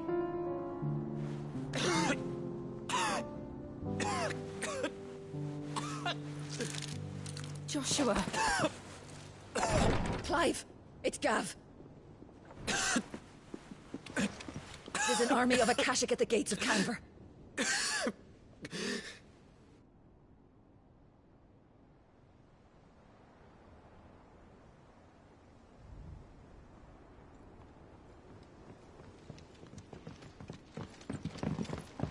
Well, what's the short of it? I thought Tyre told you. The capital of the Free Cities is under siege by an army of monstrosities. The city guard are doing their best to stem the tide, but numbers ain't on their side. What of Lord Byron and Mid? Were they able to escape? No, but they're all right for now. They're hiding with Gav at midship. We have to get them out of there. And we shall. Otto, prepare a Stolas. Tell Gav to stay exactly where he is. Understood. Vivian, what's the swiftest route to the Free Cities? That sounds like a question for the map. Look here. This road, through Tabor, should provide the least trouble. Good. What a coincidence. Tabor is exactly where I'm bound. Joshua, bed is where you should be bound. You don't think I told him the exact same thing? Were Tyre not such a talented healer, I would surely have been inclined to agree. But, thanks to her ministrations, I feel I may safely rejoin my attendant, who was to wait for me in Tabor if we became separated. All right, we travel together. Clive! If he stays close to me, he'll be fine. Thank you, brother. I'll look after him.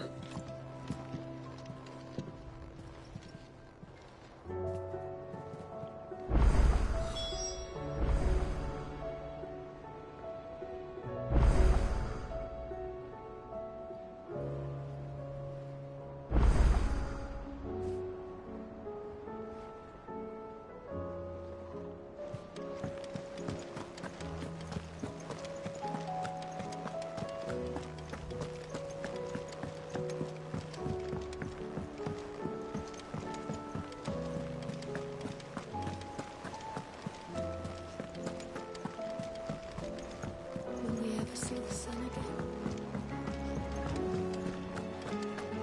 It seems the hideaways.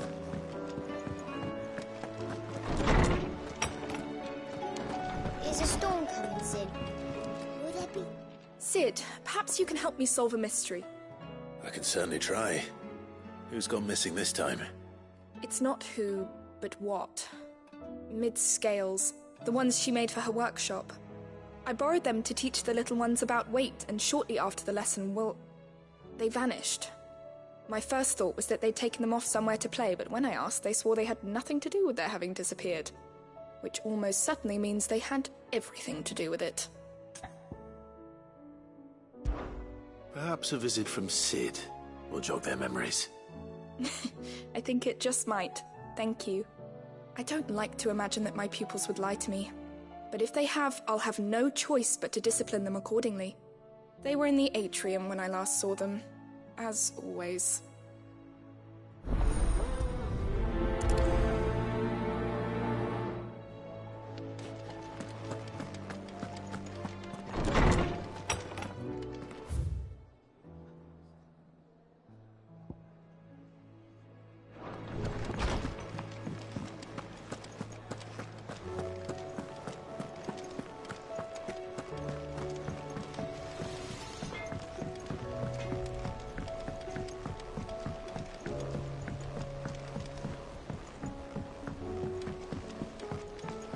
I heard the Emperor was impaled on his...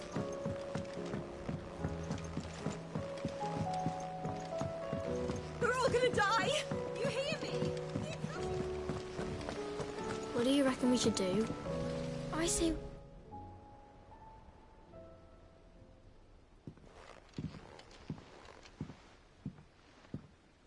Sid! Hard at your studies, I see. And what is that? It's not a set of scales, is it? No. Of course it isn't. Well, not anymore, it's not. Oh! And just how long hasn't it been one? We're sorry. But we didn't break them. We dismembered them. Just like Miss Mididol showed us. Miss Mididol? And why would she have you dismembering her creations? Because that's the only way to become a ninja-neer. Miss Mididol said, the best way to see how something works is to take it apart and put it back together again. Well then, your work is already half done. Carry on. About that. The taking apart was easy enough, but it's the putting back we can't work out. Speak for yourself. The heavy thing goes at the bottom. Then...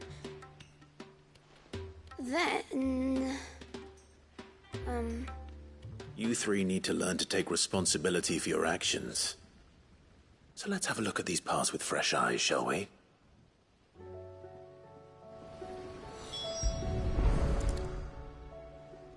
All right. Everything here was once part of Miss Mididol's scales. Every piece has its own role to play, and each is just as important as the others. If even one of them is missing, the scales won't work. So let's think about what those roles might be. You already know one of the pieces. The body. Its role is to support everything else. But what of the others?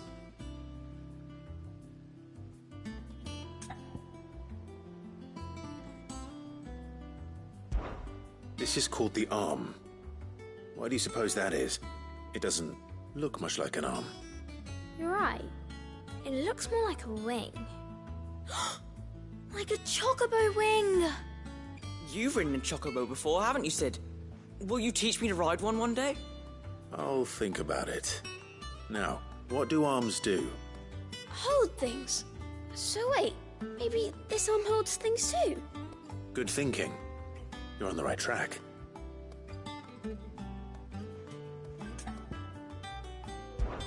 These round parts are called the pans. You all know what a pan is, don't you? I do. Molly uses them in the kitchens to fry bangers. But these aren't for frying bangers, you idiot. They're for weighing stuff. But what if I wanted to weigh Goots? I don't think he'd fit on that little thing. Probably not. What are the chains for? holding the pans up? Well spotted. Which means something must hold the chains up in turn.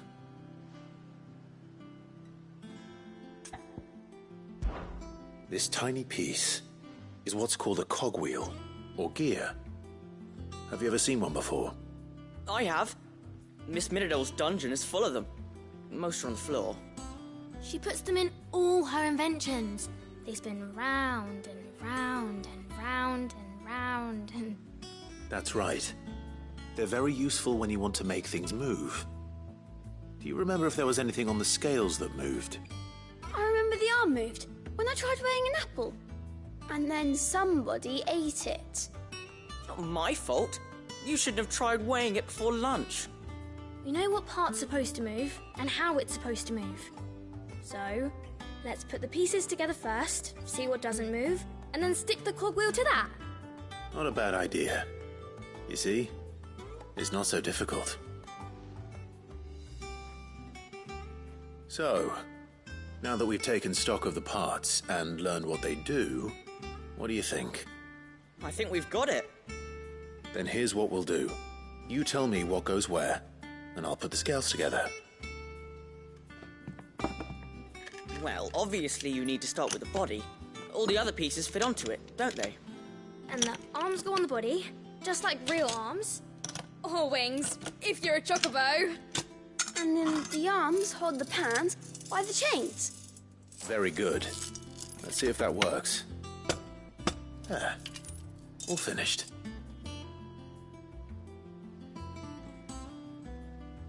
Yes! We did it! Well, with Sid's help. Oh, I just put the pieces together. It was you three engineers who showed me how. That's right. We're Miss Miradol's heirs. Her hairs? Yeah, heirs for the future. She's showing us her secrets now, so we can help out the hideaway when we're older. What do you think, Sid? Are we almost ready? With a little more help from Miss Miradol and Miss Shirley, I'd say it won't be long at all. You hear that? It won't be long. Until then, though, do try to be honest with Miss Shirley.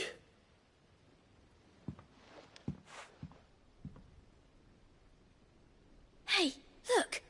We never used the cogwheel. You don't think Sid forgot about it, do you?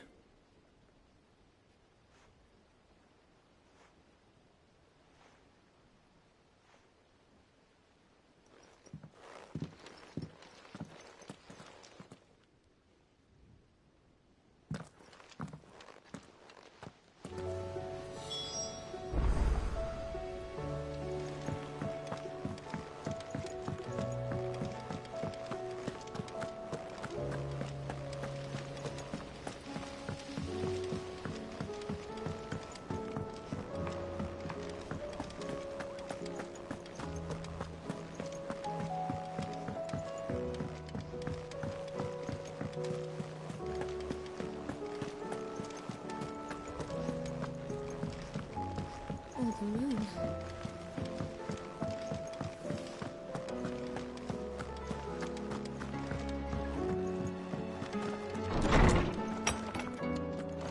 There's a storm coming, Sid. Will there be thunder? Well, did you solve the mystery? It was as you thought. The children had the scales, or the parts of them at least. They dismantled them to see how they worked. Oh, no, Mid will have my head. Thankfully she won't. This might even have been her idea. Although I was the one who ended up teaching the lesson. I'm so sorry, Sid. I know how busy you are. I shall see that the children are properly punished. Please, there's no need. Mid seems to have taken the three of them under her wing. She's even calling them her heirs. She'd have them follow in her footsteps. And her father's. I see. Sid, do you know why Mid has been spending so much time at the hideaway of late? She told me it was because her studies have been interrupted by events in Canva. Is that not true? No, it isn't. The university offered her a commission. In exchange for full tuition, room and board, they asked her to oversee the design of several new war engines. To anyone else it would be an opportunity, but to Mid, who lost both her parents to war, it was a bitter pill. One she was none too keen to swallow. But that should come as no surprise. She's only ever cared about bringing people hope. The very last thing war can be said to do. Which explains her heirs. She's working to give them a better life. And so should I. What's the odd engineering lesson? Oh, you've given them far more than that. And I'm sure they're very grateful.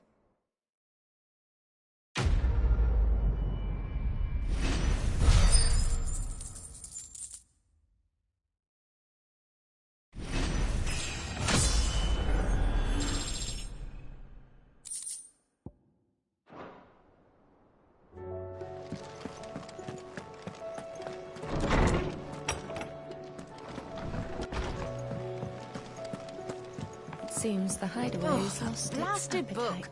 Here, you put me in this situation, Clive. You can bloody well get me out of it. I need a hand with a recipe. Are you sure it's me you're looking for? I'm not much of a cook. I'm all the cook will be needing, thank you very much. What I want from you is a little of your time, right? Oh, and perhaps your sword. You remember Ivan's stew, right? Well, despite the look of the thing, and that awful stench, people wolf it down. So I thought I'd try making one of these supposed masterpieces myself.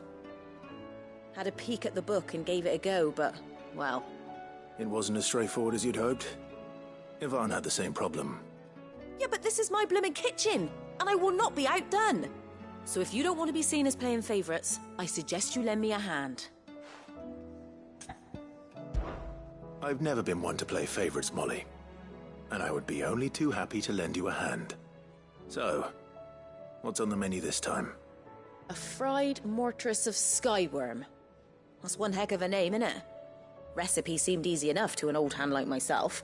Thought I'd followed it to a T. Only, turns out skyworm livers and drake's mint are not what I thought they were.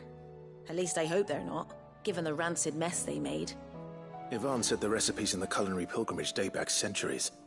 Who's to say the ingredients even exist anymore? Well, that's a question for a scholar, wouldn't you say? Perhaps you know of one? Kindly old fella who haunts the shelves, maybe? Fine. I'll go and speak to Hippocrates. Perhaps he'll know something. And if he does, I'll see if I can find your ingredients for you. You do that. Lest we forget, you've got a reputation to uphold.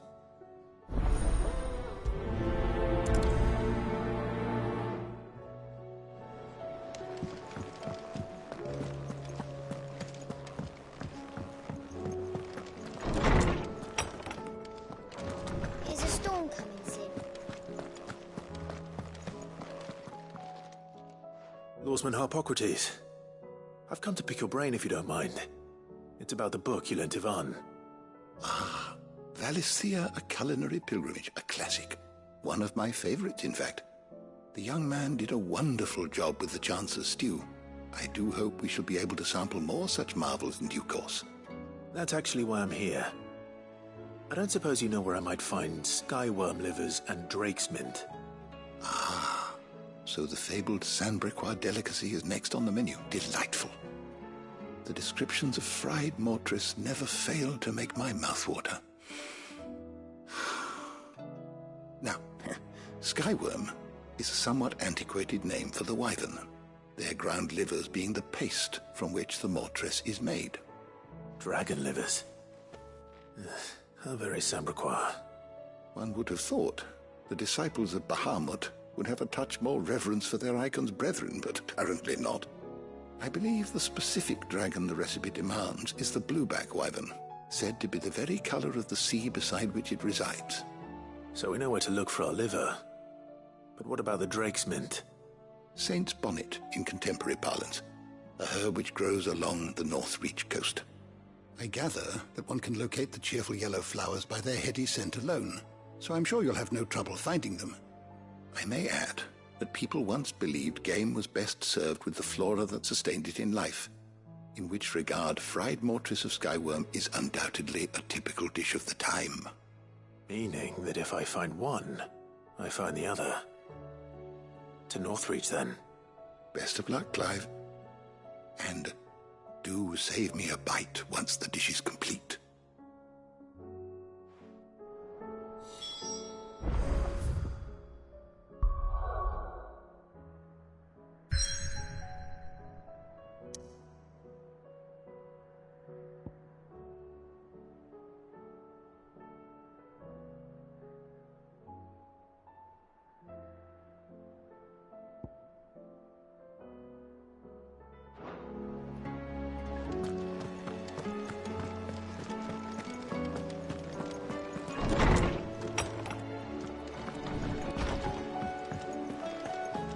Seems the hideaway is lost.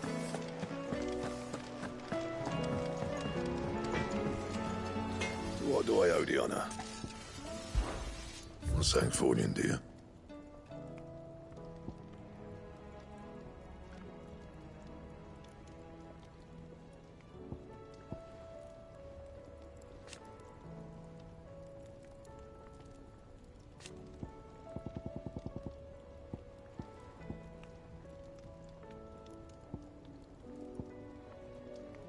And?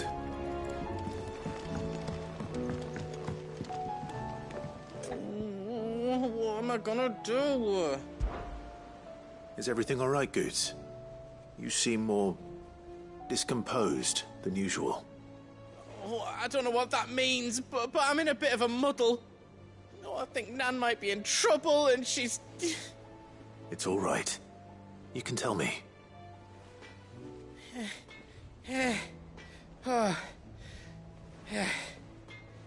There was a trader came by. One of our usuals, like. Said he'd heard some rotten rumours about her down Dallimil Way. Folk are saying she's been selling to bandits and cutthroats and that. I mean, she's fond of a chance to make a coin or two, aye, but she'd never do business with baddies. Especially not the kind who go hurting people who haven't done out. I wanted to ask her about it myself, but I'm scared she'll give us a tongue lashing. She'd never give your tongue a lashing, though, would she? Don't worry. I'll speak to her. Oh, thanks, Clive. You'll let me know what she says, won't you? Of course. I'm sure it's all just a misunderstanding.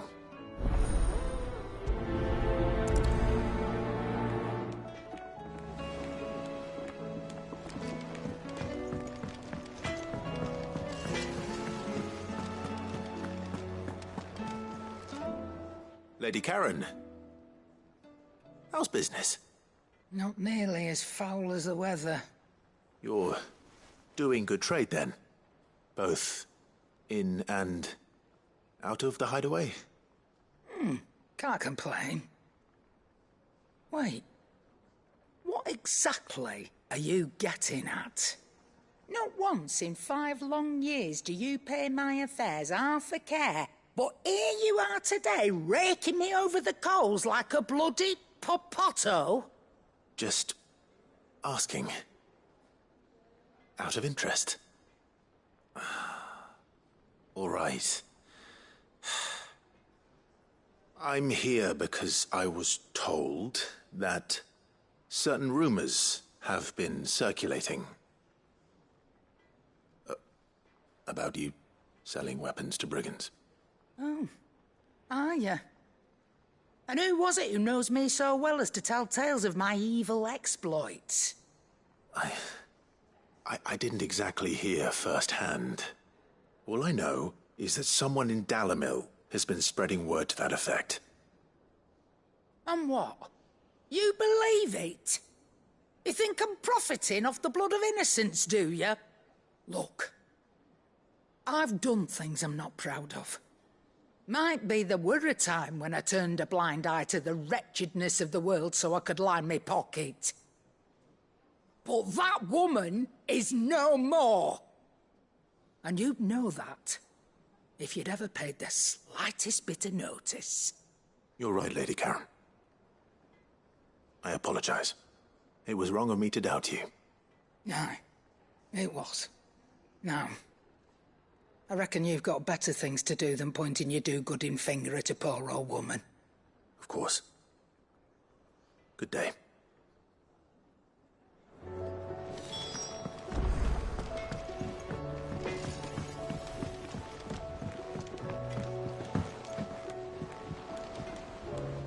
I spoke with Lady Karen. What did she say? That the rumors were unfounded, and that I was a fool for thinking they might hold any truth, along with some other things that made her feelings clear. And while it sounds like she may have done things she regretted in her past, she says those days are behind her. Oh, well, that's good. I knew Nan wasn't caught up in out bad. But why would people say she was? What did she ever do to them? It's not right. No, it's not. But people do things for all sorts of reasons. Perhaps we'll never know. Well, I'm going to find out. That trader, he said they were all talking about her in Dalimil. So that's where I'm going. I'll find someone who'll tell me, you'll see. Are you sure that's wise? Whoever's spreading these rumors means Karen ill. Oh, right. But that's why you'll be coming with me, isn't it, Clive? I suppose it is.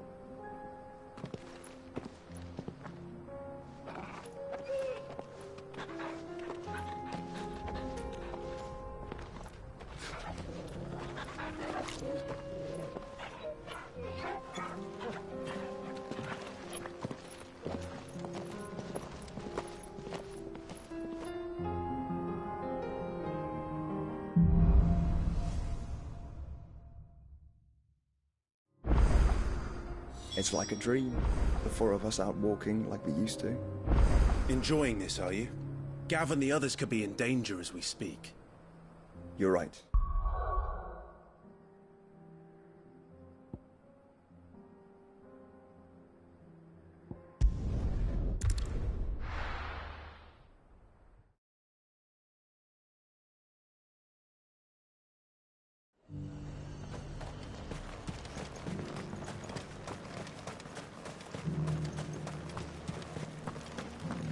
There were ghosts at the gates not days ago.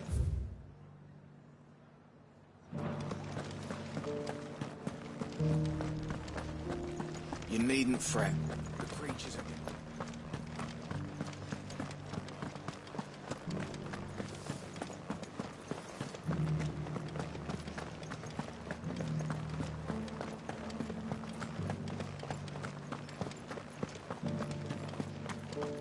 To the meadows, then.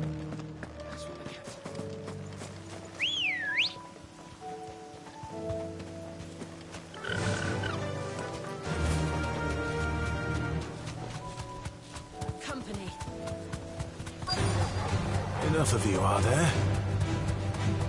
Ogretti said I should be able to find what I'm looking for somewhere nearby. Light blue dragons and bright yellow flowers. Should be easy enough to spot.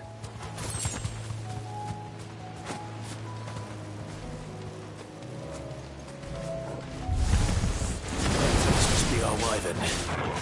All right. Let's get this over with.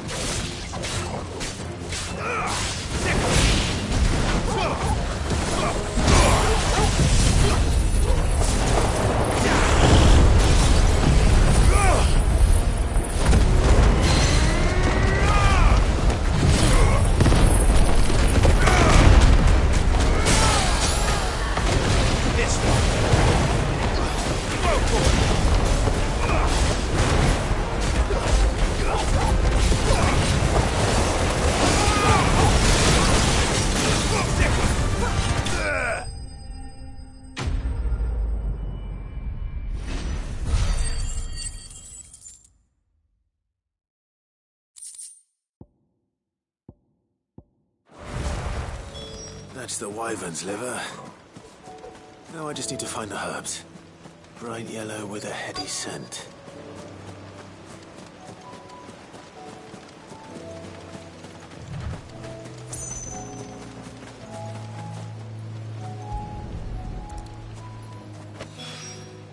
I think that's everything Molly needs to resurrect her recipe. Better head back.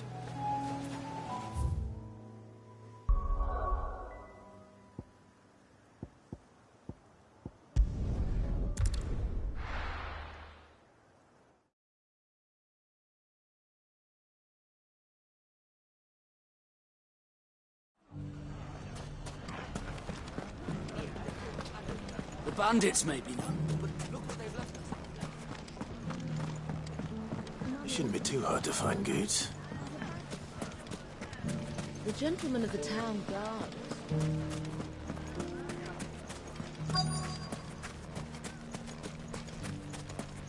Could be I know something more. Clive, listen! I've found someone who says he's heard the rumours about Nan. Have you? Go on. Tell him what you told me. All right. It's like I said. A wizened old crone by the name of Karen's been selling steel to whoever will pay her price, be they knight or knave. Says the more swords and spears she puts in people's hands, the more war they'll wage. And the more war being waged, the more call for swords and spears. And who will they all turn to keep them in steel? Why, the good Reaper herself. And you've seen this Reaper at work? Aye, it just so happens I have. You'll find her right here plying her trade most days. Here in Dalimil? Where exactly? She has a stall here in the market, but if you're not the patient type, you can probably find her at her storehouse on the edge of town. But it'd be a bolder man than me that braved that particular nest of vipers. Feeling bold, traveler? I hope so, for your sake. Now, if that's all, I have places to be. Sorry to have kept you. You don't think Nan's the Reaper, do you? Not unless she's discovered the secret of how to be in two places at once. Eh? What do you mean? Lady Karen hasn't left the hideaway in weeks. So who has been running this stall he spoke of?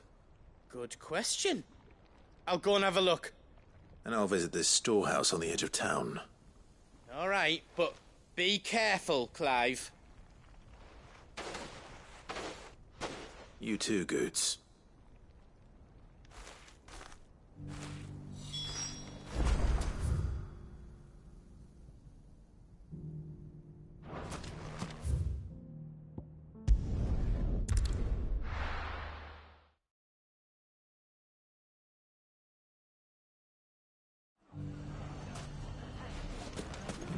If all of us continue to work together...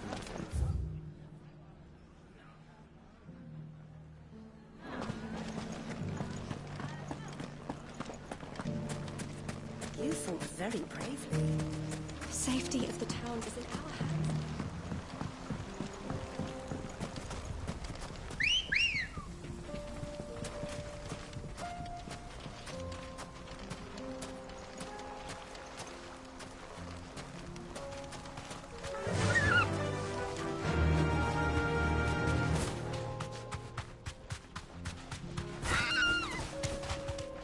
Time to brave the Viper's Nest.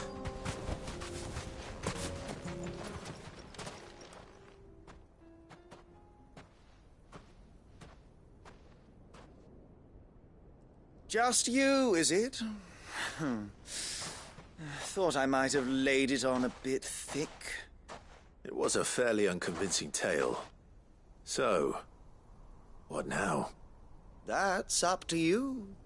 Die a slow death, or a quick one. Boys, he's all yours. But that sword is mine.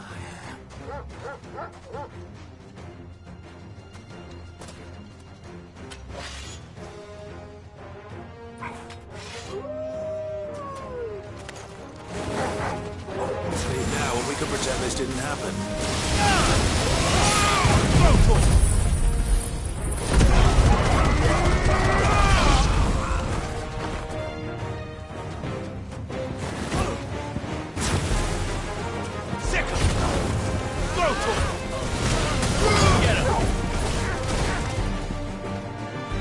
This one. Get him.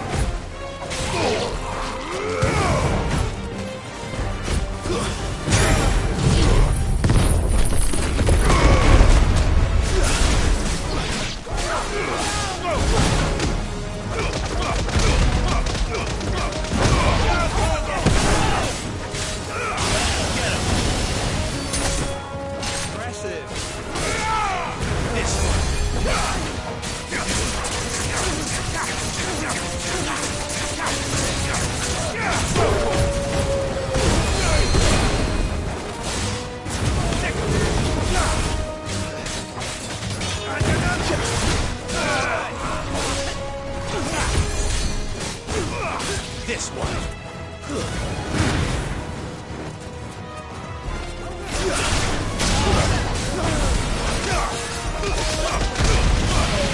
All yours,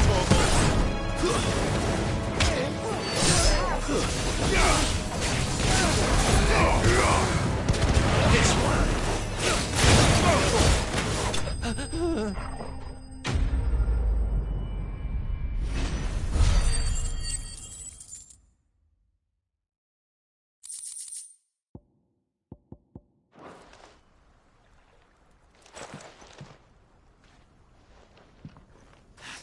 Oh, you've done it now. Go on. Tell me what I've done.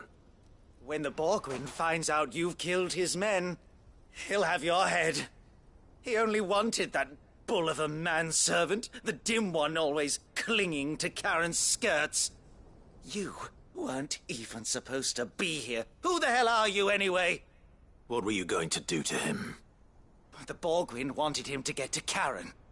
I was only supposed to point the lamp in the right direction once he arrived in Dalamil. But then you turned up. Well, go on then. If you're going to end me, end me. You're not worth the effort. Now be gone, before I change my mind. Fucking coward! I need to find Goots. Right now.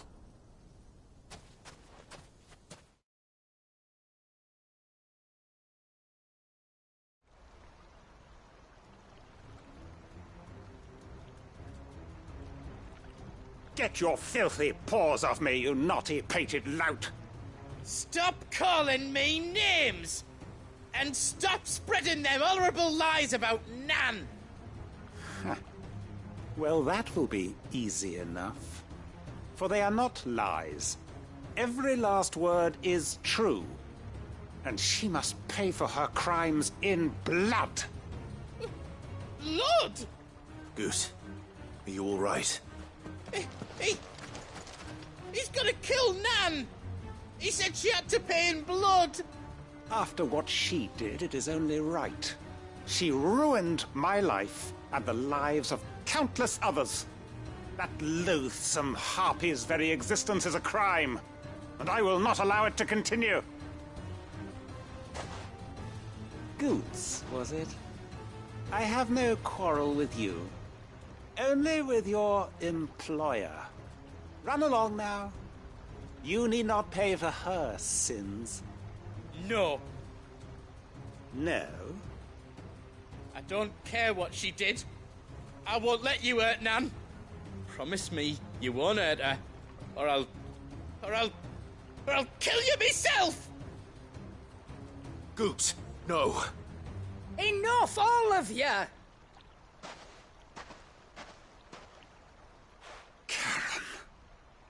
But how did you? You're a sight less clever than you think you are, the pair of you. Did you think I wouldn't notice the two of you slinking off together? Well, the whole thing got me thinking, who in Dalamil might bear me a grudge? And a certain snivelling shit I ran afoul of in my fairy years came to mind. Though it was just bogan back then, wasn't it? I thought the years might have taught you some sense, but I see you're the same pants-pissing craven you've always been. What was it we called you? Wet legs? You bitch! Everything that happened, it was all your fault! And now you'll finally pay for what you did to me!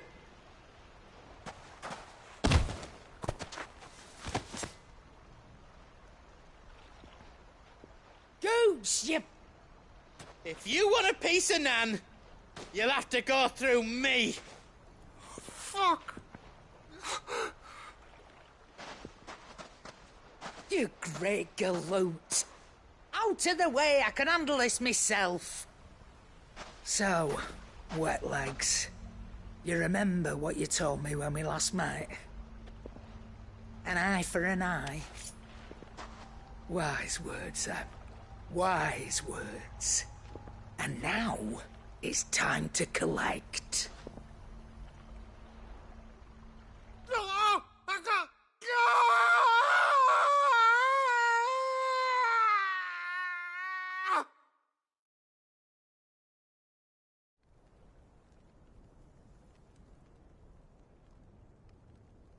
Sorry to keep you waiting. Is he... Dead? No. But I reckon he wishes he was. It isn't easy going through life one eye short of a pair. After all, I should know. You don't mean... Oh, don't tell me you didn't notice. Lost it to old Wet Legs back when we were working the same routes. Said I'd stolen from his strongbox. I'd done nothing of the sort, mind. But that didn't stop him taking his little revenge. So I took some of my own. Sorry, lost everything. His coin, his clients. Always knew he'd be back one day to claim his due. But he crossed a line dragging poor Goots into this. He didn't hurt you, did he? No, Nan. Still got all my arms, see? Legs too. But what if he comes back again? What if he does?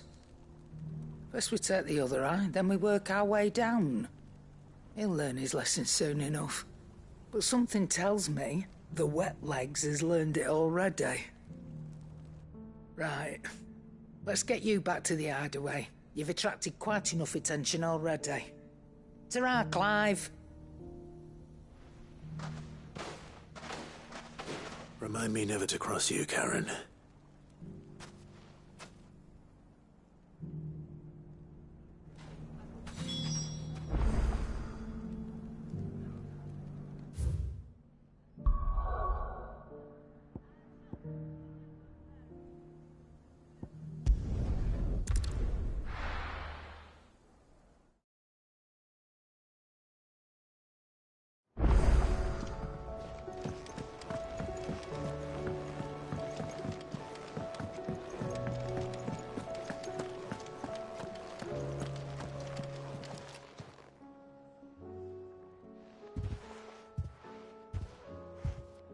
Nothing like a dish of cold vengeance to foul the gut. I'm sorry, Nan. I didn't mean to make things worse. I just thought I had to protect you. Like you've protected me. Aye, well, someone had to. Your parents certainly didn't give a whit for your well-being. Reckon the both of us would be worse off if I'd not taken you on. You've always been me right eye, Goots. And I'd have you stay that way. So don't you dare go looking for trouble again. Well, I will. If you ever need help, I'll do it again and again, and you can't stop me. Why, you big lump. Fine.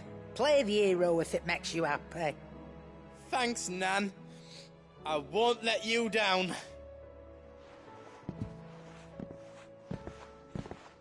There's nothing he wouldn't do for you. That's as maybe. But if he's ever to make his own way in life, he'll need to start looking out for himself as well. Till then, he'll need people to watch his back, just like you did in Dalamil. Don't think I didn't appreciate that. Of course. His family. Stop it. You make me one good eye, mister. I don't go thinking that'll do you any favours. A potion today'll cost you the same as it did yesterday.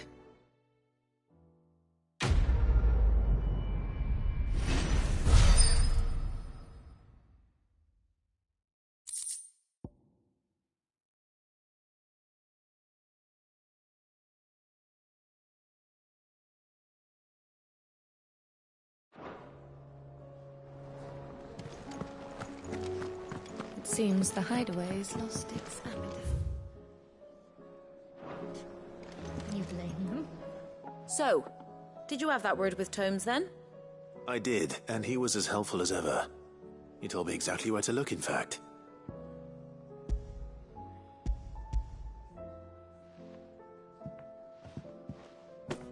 And what precisely will I be cooking up? Or is it better not to know? Blueback wyvern liver. And, a herb known as Saint's Bonnet. Ah, wyvern livers, was it? Well, at least it weren't actual worms, I suppose. Now then, you stay right where you are. I've got some cooking to do. Let's hope these grand old chefs of yore knew what they were on about.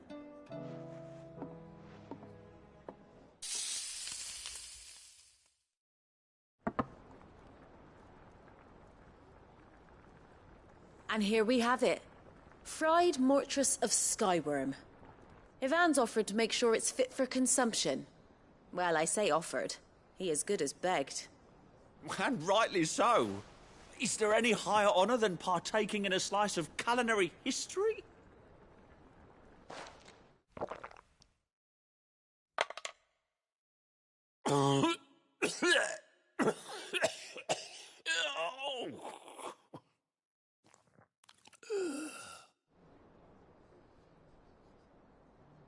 So, not fit for consumption then? What witchery is this? The crackle of the crust gives way to an almost violent richness. Yet, it is the piquant kiss of the Saint's Bonnet that tames this savage dish. It is a tour de force, a force of nature even, a maelstrom of flavour and sensation, a graceful beast emerging from centuries of slumber. I think he likes it. Well, I can't quite tell with all that nonsense he's talking. But I reckon you might be right. It was decent then, I take it. Decent? It's remarkable. And I defy any man to say a word to the contrary. Sid, might I suggest that you command a party of your finest men and women to procure a dozen blueback wyverns forthwith? I'll give it some thought.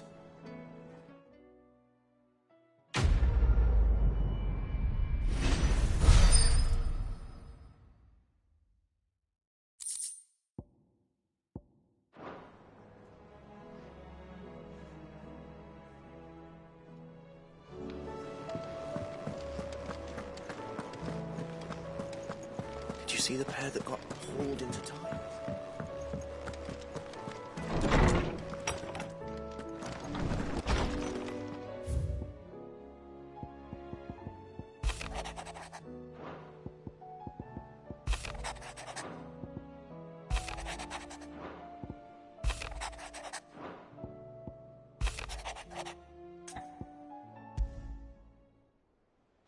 Rutherford. Wasn't that the name of my uncle's manservant? Where would he be at Martha's Rest?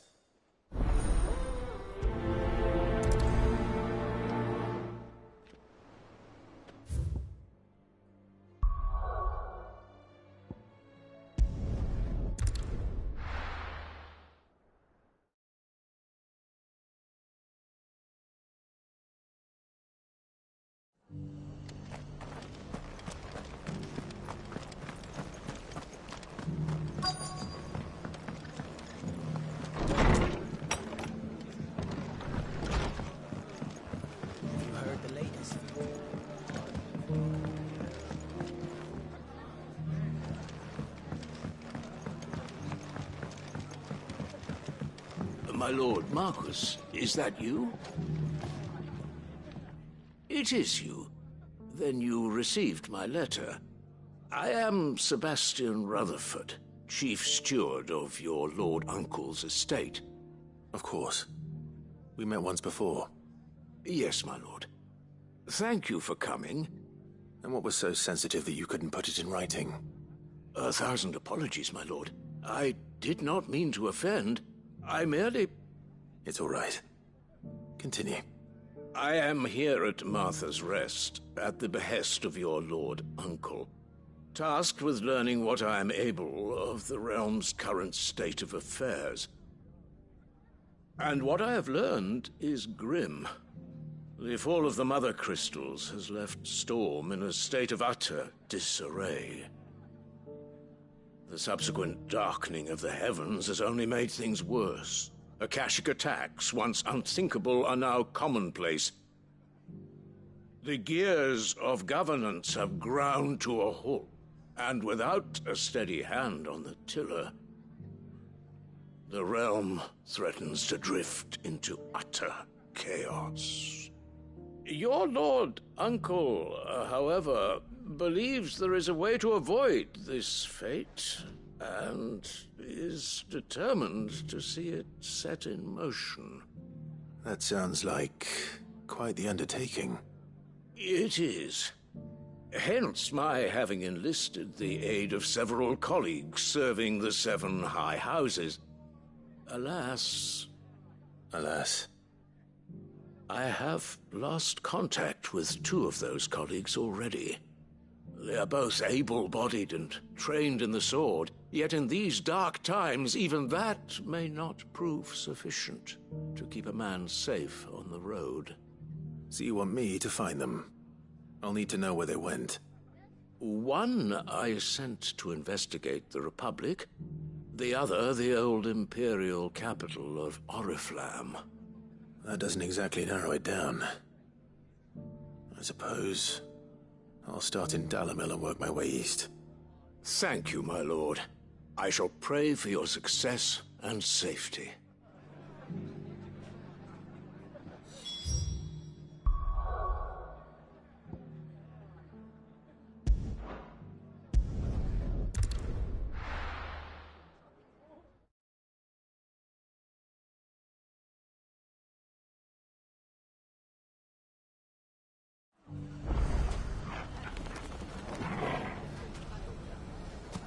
It's not going to be easy finding one man in an entire republic. Let's hope someone here's seen something. Mummy? The gentleman of the town guard.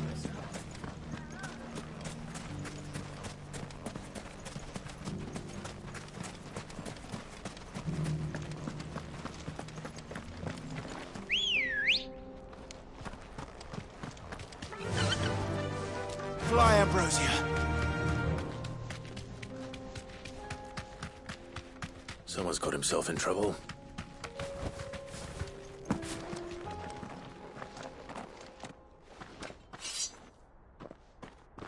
I don't see your master here, so you can start by giving us all the coppers in your purse. I already told you, I have nothing. And maybe we'll take that pretty outfit and the steel you're wearing. Please! These men are trying to rob me! I'll deal with this. Thank you. You that one's master, then? If you'd kindly pay the coin he owes us, we can pretend you didn't draw your blade on Republican soldiers. Or you can go back to your garrison and I won't report you to your captain. Oh, you're more than welcome to. He hasn't had many visitors since we slit his throat.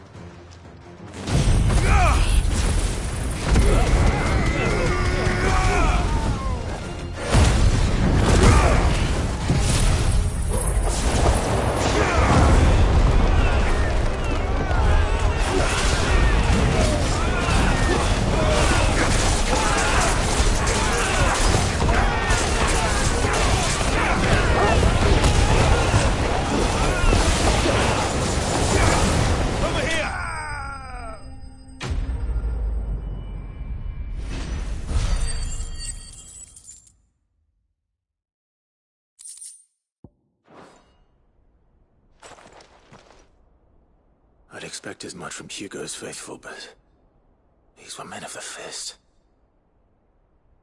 Much has changed in the Republican army since they lost their rock. You've seen this kind of thing before, then? Many times. I was sent here to observe the situation. You're one of Rutherford's men. He sent me to look for you. Well, then you have my thanks. I fancy I could defend myself against one, perhaps two, but a whole regiment. I arrived in Dalimil several days ago, but when I called upon the captain of the local garrison to make inquiries, his men confiscated my effects and locked me in a cell. The captain is no more, and his men make the rules now. Fortunately, I was able to bribe my way free, only to be stopped again by those soldiers you so kindly dispatched. What of the Fist's Central Command? Surely they wouldn't allow such lawlessness amongst their ranks. I would imagine they are unaware of it. Most of the army has fallen back to the capital and hunkered down behind her walls. Those who weren't recalled now rule the fringes unchecked, answering to no one but themselves. Then it's worse than we imagined. You should return to Rosaria. It's not safe here. I'll find a caravan heading north. You won't mind if I borrow one of these soldiers' coin purses?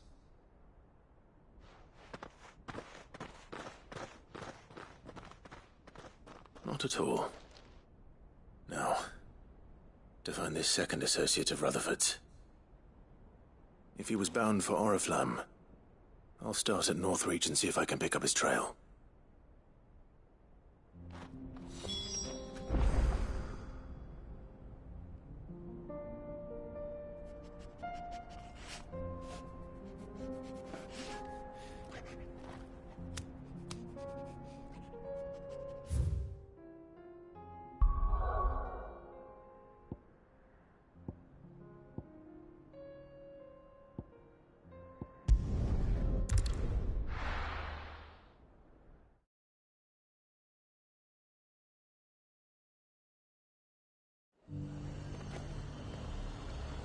There's a lot of road between here and the capital. Rutherford's man could be anywhere.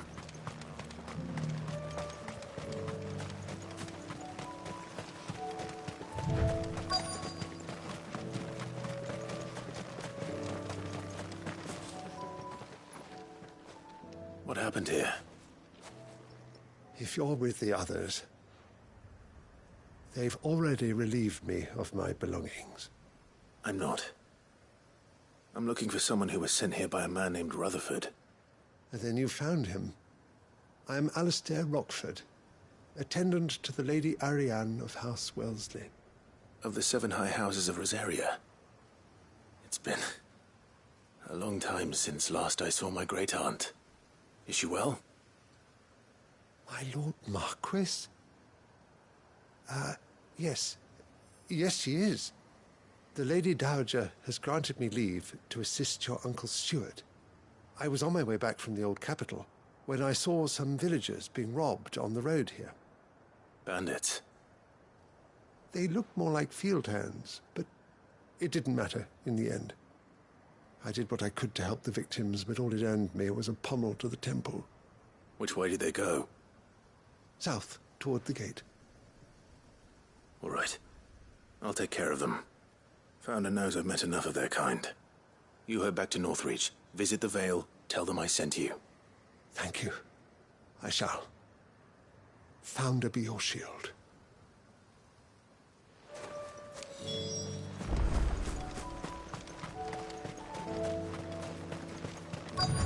They just couldn't resist, could they?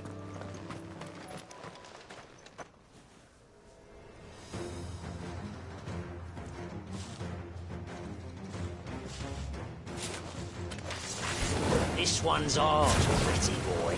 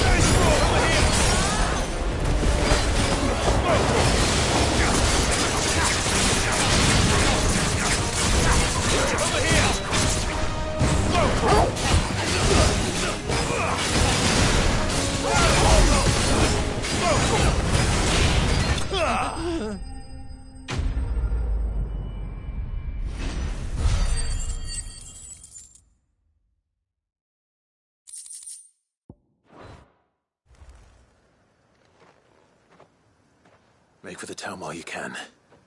There may be more bandits nearby. You don't need to tell me twice. Many thanks, traveler. This looks to be all of them. I thought I told you to make for the Vale. And stand by as ill might befall the heir to the ducal throne. It's just Clive, and I'm fine. Which is more than can be said for you. I will survive.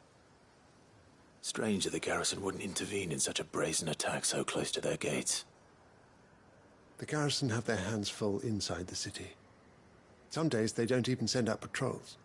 There are few hands left to work the fields, and even fewer to transport the grain. The market stalls are nearly bare, and the price for what remains is exorbitant. It's not uncommon to see a fight break out over a crust of bread. When I said the ones who attacked me didn't have the look of bandits, I meant it. They were probably just desperate. Rockford, listen to me. If you are to continue your investigation, you first need to seek the attention of a healer. Of course. I shall return to Northreach right away. But allow me to thank you first. Had you not happened along, Don't thank me. Thank Rutherford. It was he who sent me. I suppose he'll be wondering where I've got to. I shall send a Bastolus as soon as I'm able. Good day.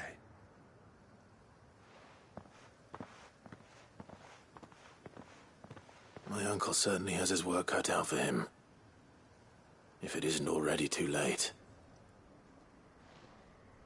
I should go and tell Rutherford that his colleagues are still in one piece.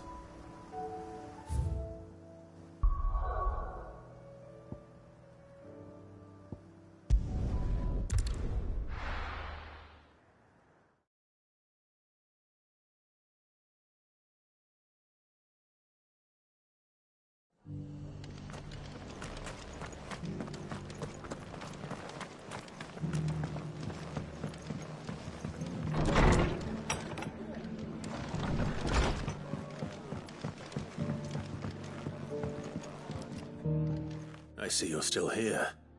The Rest's location affords a constant flow of traders, and with it, a constant flow of information. Speaking of which, I received word from both my associates. They have resumed their investigations, thanks to you. I only happened to be in the right place at the right time. They both seem to think the realm's prospects rather grim. I am afraid that grim would be putting it lightly. Storm is in crisis, and if we are to free her, we must work quickly. And we must work together. Such is your Lord Uncle's wish. As it is mine.